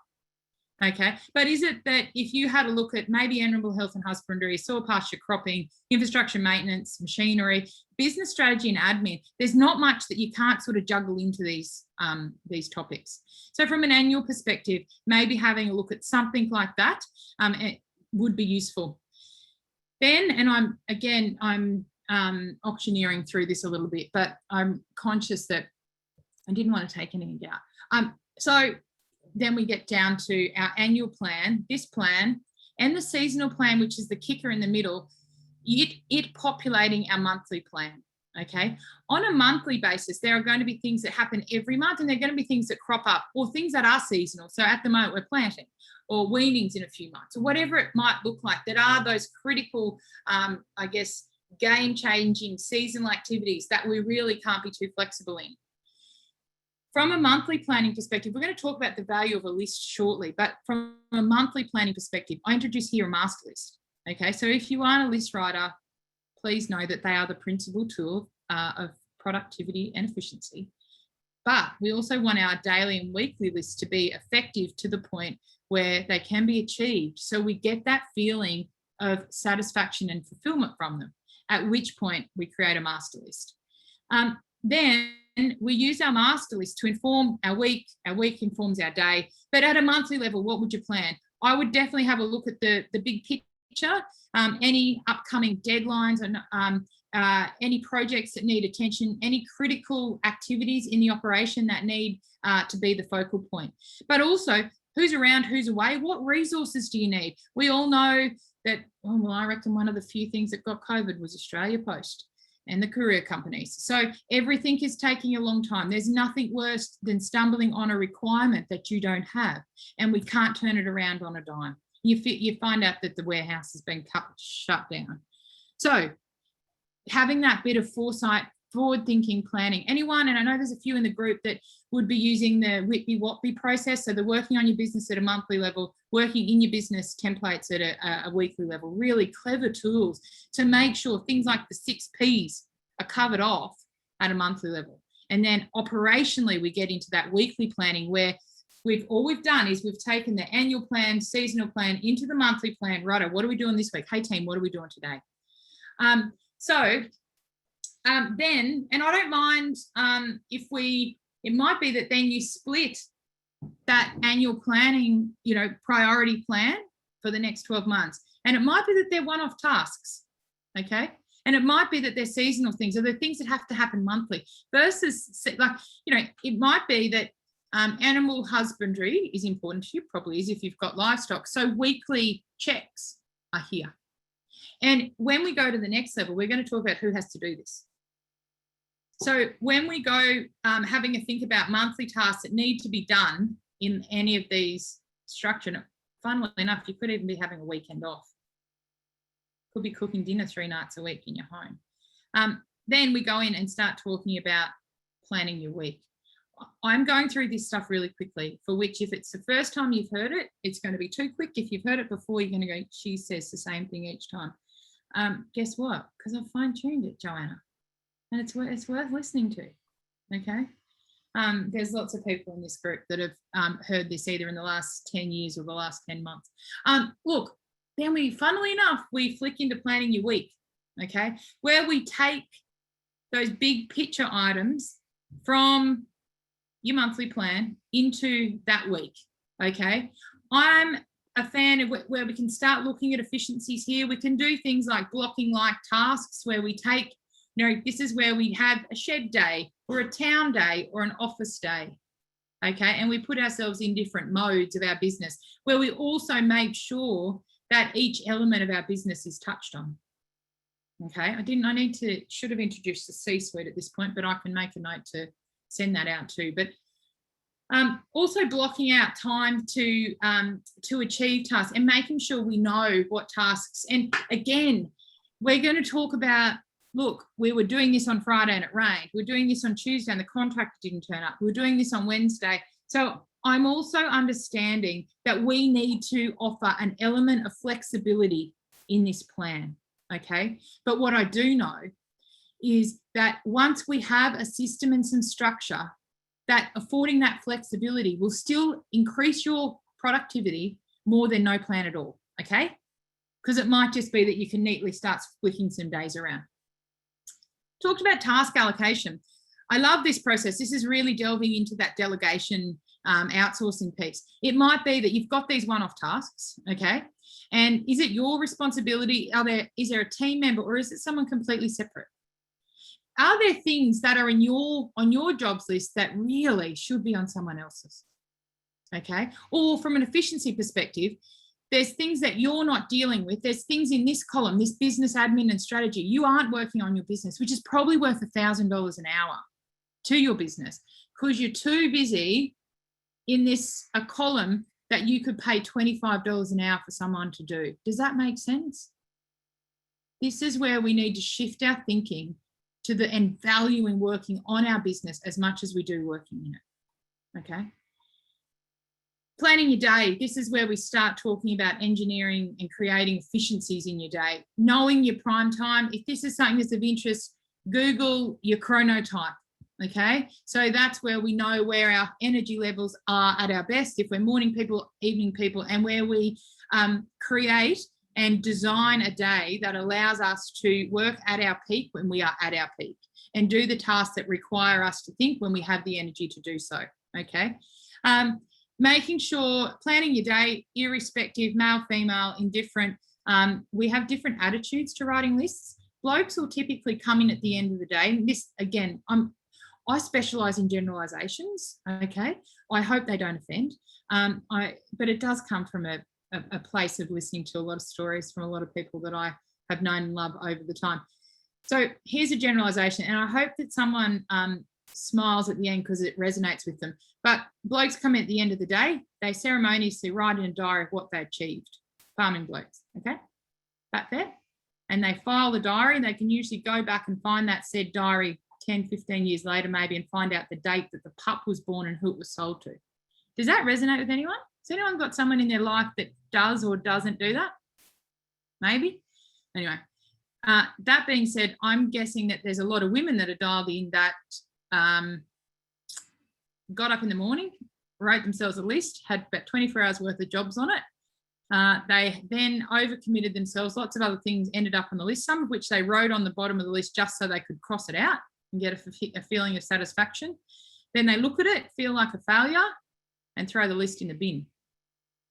I can promise you when the bloke, again, the generalisation, when the bloke wrote in the diary, he's feeling pretty good about himself, about what a legend he was. He didn't focus on what he didn't do, focus on what he did. He wrote it to done list. We've got someone, Joanna's husband here is in He's just off screen, but I can tell he's laughing because it's so bloody true. Don't be hiding behind there. Look, yeah, it is so true. Okay. Yep. I told you, I only need one of the 46 people to agree with me to bring it home, but that is so incredibly true. I'm guessing there's lots of others that don't have their video on that I can't pick on, but you little handsome couple there in the middle of my screen and you're going to cop it. But look, it's a reality. So I'm not saying women think like blokes, because then we'll all be perpetually unorganised and we just really pick up their pieces. No, I'm only joking. I'm only joking. I'm going to end up in strike here. I'm going to get the sack. That's okay. Hey, but write a damn list, okay? But keep it real, because we've got our master list, remember? So plan anything that you sort of want to do, but not today on a master list. Use your master list to populate your weekly list. Use your weekly list to populate your daily list. Don't overcommit. And then we're going to start putting strict systems and structure in place to create efficiency. And this is this real technical time management stuff that makes the planning happen. We do want to streamline some processes, which I think sometimes we reinvent the wheel every time we need a wheel to turn, okay? So put those strict structures and systems in place. Make sure we do have the right skills, or we've got someone who has the right skills. Don't try and be a jack of all trades. Okay, maybe you're better off planting your energy in an area where it is most well utilised and allowing someone else to stick in their lane. Let the tradie do the trade, okay? Also the right tools. What are you doing that's taking you way longer? What efficiencies can you put in place from an infrastructure perspective? Okay, it may take an investment of some time and money up front, but it will usually result in a reallocation of resources down the track. Okay, so you might need to spend a bit of money, but it's going to save you time. I was talking to a fellow about this, and he bought this sheep handler thing. I'm not a sheep expert, but anyway, he said that he's taken a man out of the job. He can do it with a dog, and it now is very straightforward. Don't get me wrong, significant investment, but reallocation of resources. You know that I've talked a lot about outsourcing and delegation, and that for me is one of the tickets for business owners to really grow and maintain and create efficiency in our businesses by making sure that we have the right people in the right jobs and are willing, is that the word? Willing to outsource and delegate tasks. It's a little bit of lingo around, by the time I teach someone, I might as well do it myself.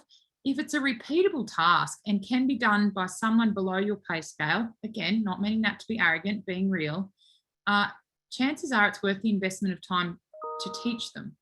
The other thing there is if there's someone in your business that's doing something that's not to the specification that you require, it's on you as much as it is on them. Teach them to do it properly. Okay, and then remind them, hey, Lib, you know, I asked you to do that report. I'm just going to get you to give it one more read over because there's some spelling mistakes. I probably should have said in the beginning that it needs to be print ready when I get it back. But did I say that in the beginning? And if not, it's not her fault. She sent me a draft report. Fair enough. Ask for a report. Are you with me? How strongly have you set those guide rails? Okay. Utilisation of technology, we do that relatively well. I think we can do it better, but also understanding and again, depending on the industry we're in, we talked about competition earlier. We do share resources, and there's also a little bit of reinventing the wheel that that goes on, but even from a business strategy perspective, and not particularly relevant for a lot, but where we don't have to start from scratch, I encourage you not to do so. I just want to add a little kicker in here, and I did talk about this earlier, is the value of communication, because we can have any sort of business plan, we have a risk management plan, we can have some goals, but usually communication is the key to executing the plan, especially when we aren't working autonomously. Who needs to know what the plans are? Who needs to know that you have some goals? Okay, and do the right people know? This can come back to the accountability piece, but also the cheer squad line as well. We can get that buy-in. Do you communicate with the people you should be communicating with by way of a check-in? And this is where we're at. This is what we're doing.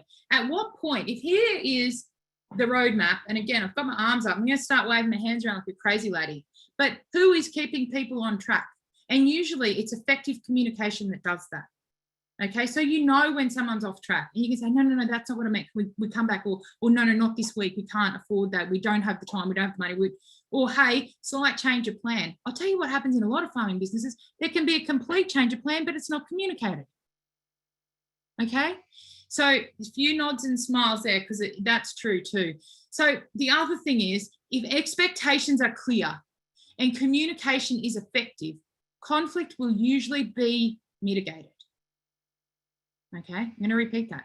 When expectations are clear, communication is effective, conflict will usually be mitigated. Okay, that is a webinar on its own, talking about conflict management. So making sure we can communicate really effective. And you know the other thing I'm going to add here? People don't usually mind if they know.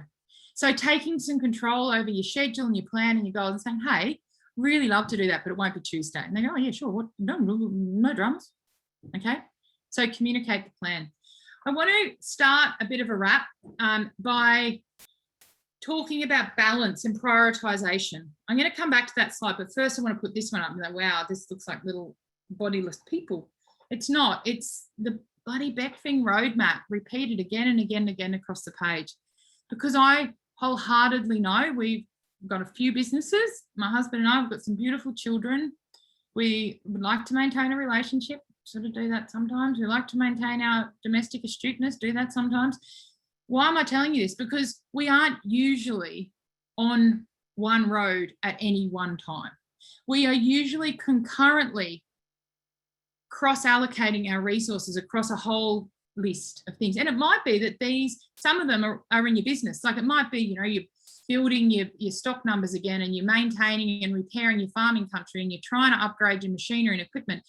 But imagine if we put, a bit of health and well-being in here too, and effective relationships. And there'll be lots in the group that have got community in here too, and commitments and family. Be stuffed if we put a bit of health and fitness. Are you with me? So you know what I like in this too, and we talk very famously about the Fing flying circus, but at the end of the day, this is a little bit like plates, and a plate's being acted in a circus. Okay, now you're thinking, wow, she's 2 hours deep and she's going properly crazy. But if you think about it, in our life, we've often got lots of plates in the air, and sometimes you might have had a massive sprint.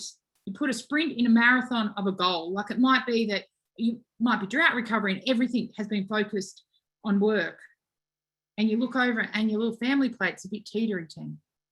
Or it might be that you burnt the candle at both ends and your little health and fitness plate's a bit teetery. Or it might be like me, where you had January off and you come back and your little business plate's a bit teetery. Okay, so what I encourage you to do, first and foremost, ditch any plates that aren't in line with your values and aren't serving you. It takes a bit of bravery to do that.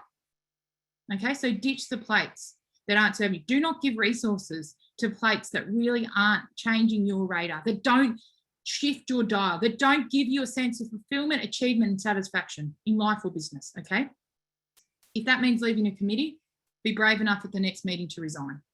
But keep your eye on the plates that you do have in the air, and periodically there'll be some that are getting a bit teetery. Okay, and that's my favorite way, and the only way I know how to explain balance. It's about being real and acknowledging that there are times where all of our energy, all of our time, maybe all of our money goes into one plate. But how long can you continually spin or neglect a plate before it? Okay, what else did I write about balance? It is about that cross allocation of resources, but also it's around doing what's required, not what you want to do. Okay, so there's times where you're like, I hate that plate. Okay, that's my housekeeping plate. I hate that plate. You get to the point though, she needs a spin. Okay. Do I talk about mindset here? I'm really conscious we've got a few little we're going to run out of time, and I could, you know what, I could keep doing another 2 hours. I'm joking, Margot. These people are going to die if I make them listen any longer. So I was going to give you 5 minutes here to, really reflect and have a think about how you can improve your planning and efficiency. I'm sorry, team, but you're not getting any minutes, but have a think about that at the end. And this is where I do want to bring it home. So you really need to have a big, long, hard think about the why. What's it all for? Who are you doing it for? Okay, what's it all for and for when? Okay, is there time in your plan to kick your goals and make sure when you get there, the people who you want around you are still there and you still have the mental and physical well-being to enjoy it?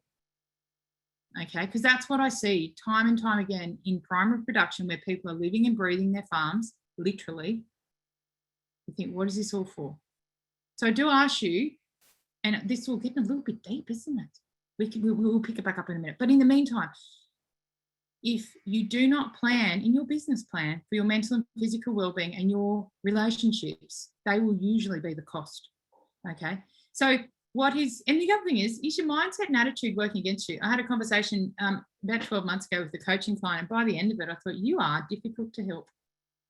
And she actually acknowledged it at the end. I said, do you want to be helped? Because everything, I said, oh, would you do that? No, I've tried that. Oh, I've tried that. No, that doesn't work for me. Nothing's going to work for you, sister.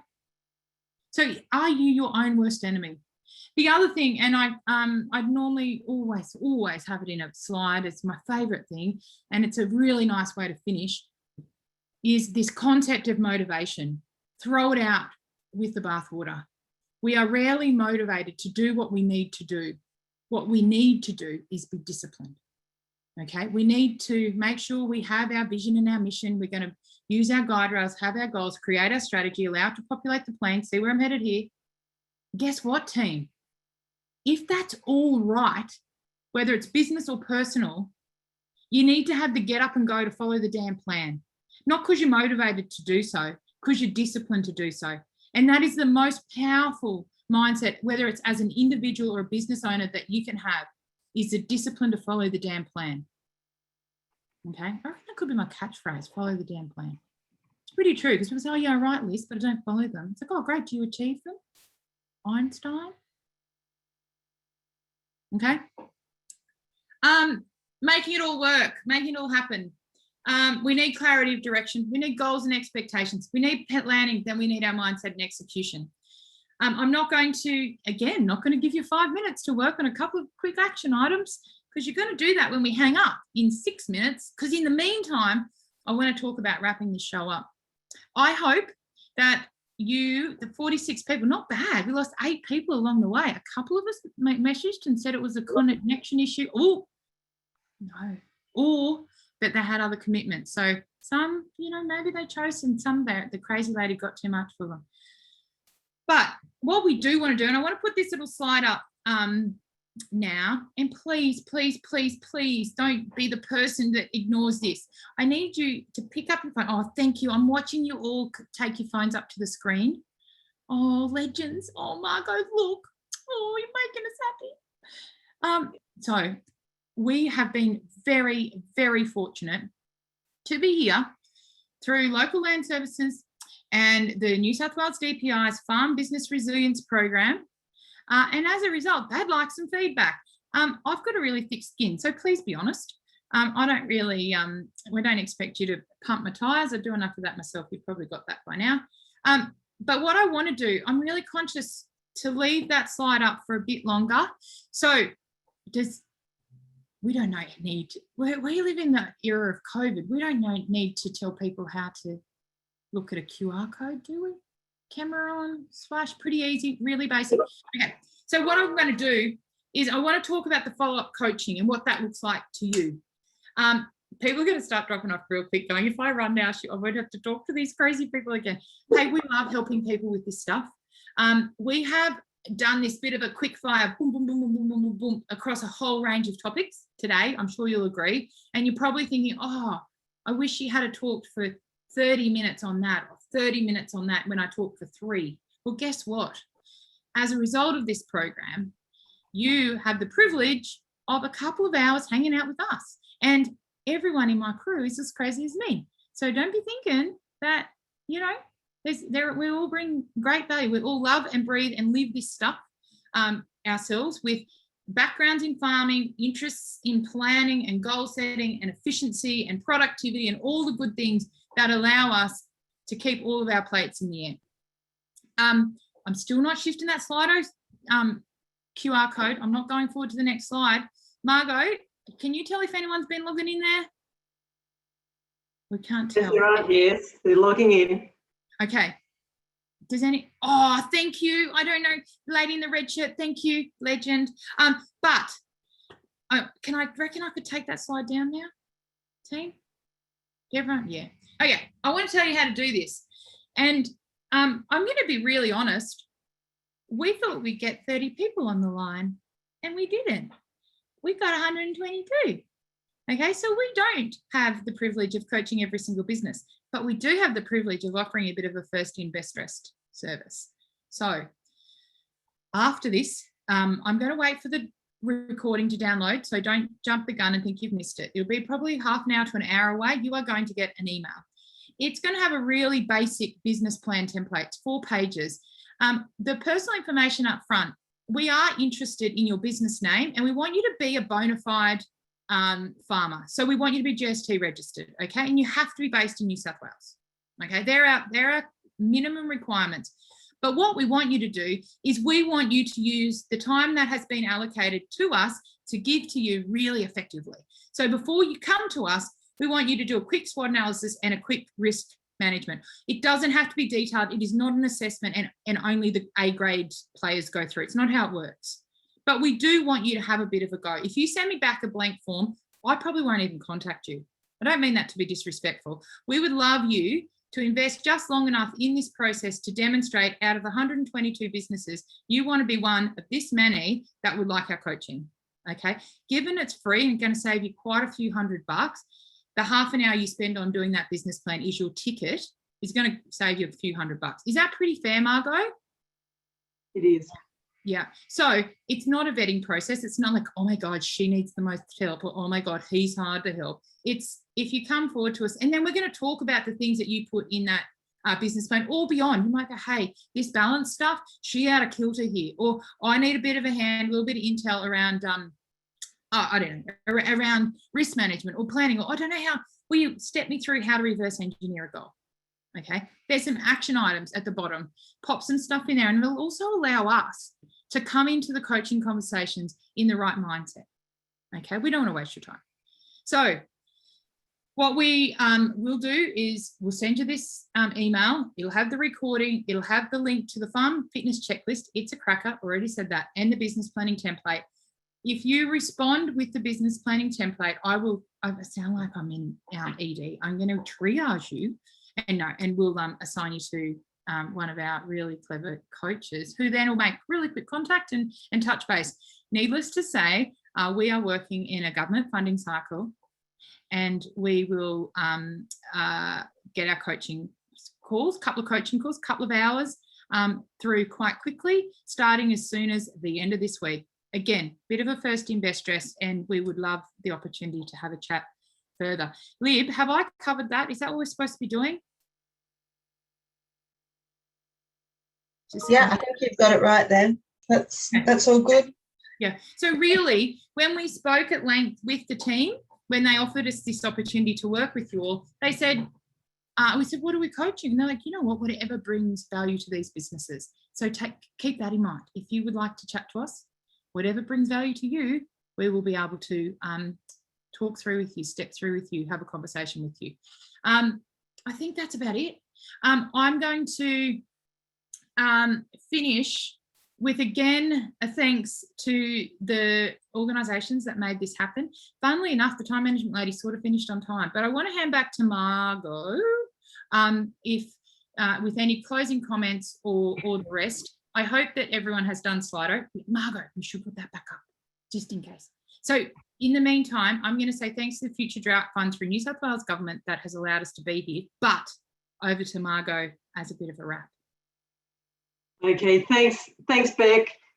Thanks everyone for participating in the webinar today, and through the feedback that you put into the Slido survey, and even into the chats, the chat room that we've got happening. It helps us provide like workshops that suit your needs, because we would love to continue doing these sort of things, whether they're webinars or face-to-face workshops or whatever they are. Like we would love to continue doing these for you guys. So if we don't know, what you're looking for or what you're needing for your businesses, we can't provide them. So look, thank you so much for all of your feedback. Thank you so much, Beck, for being part of this farm business resilience program. It's been great working with you.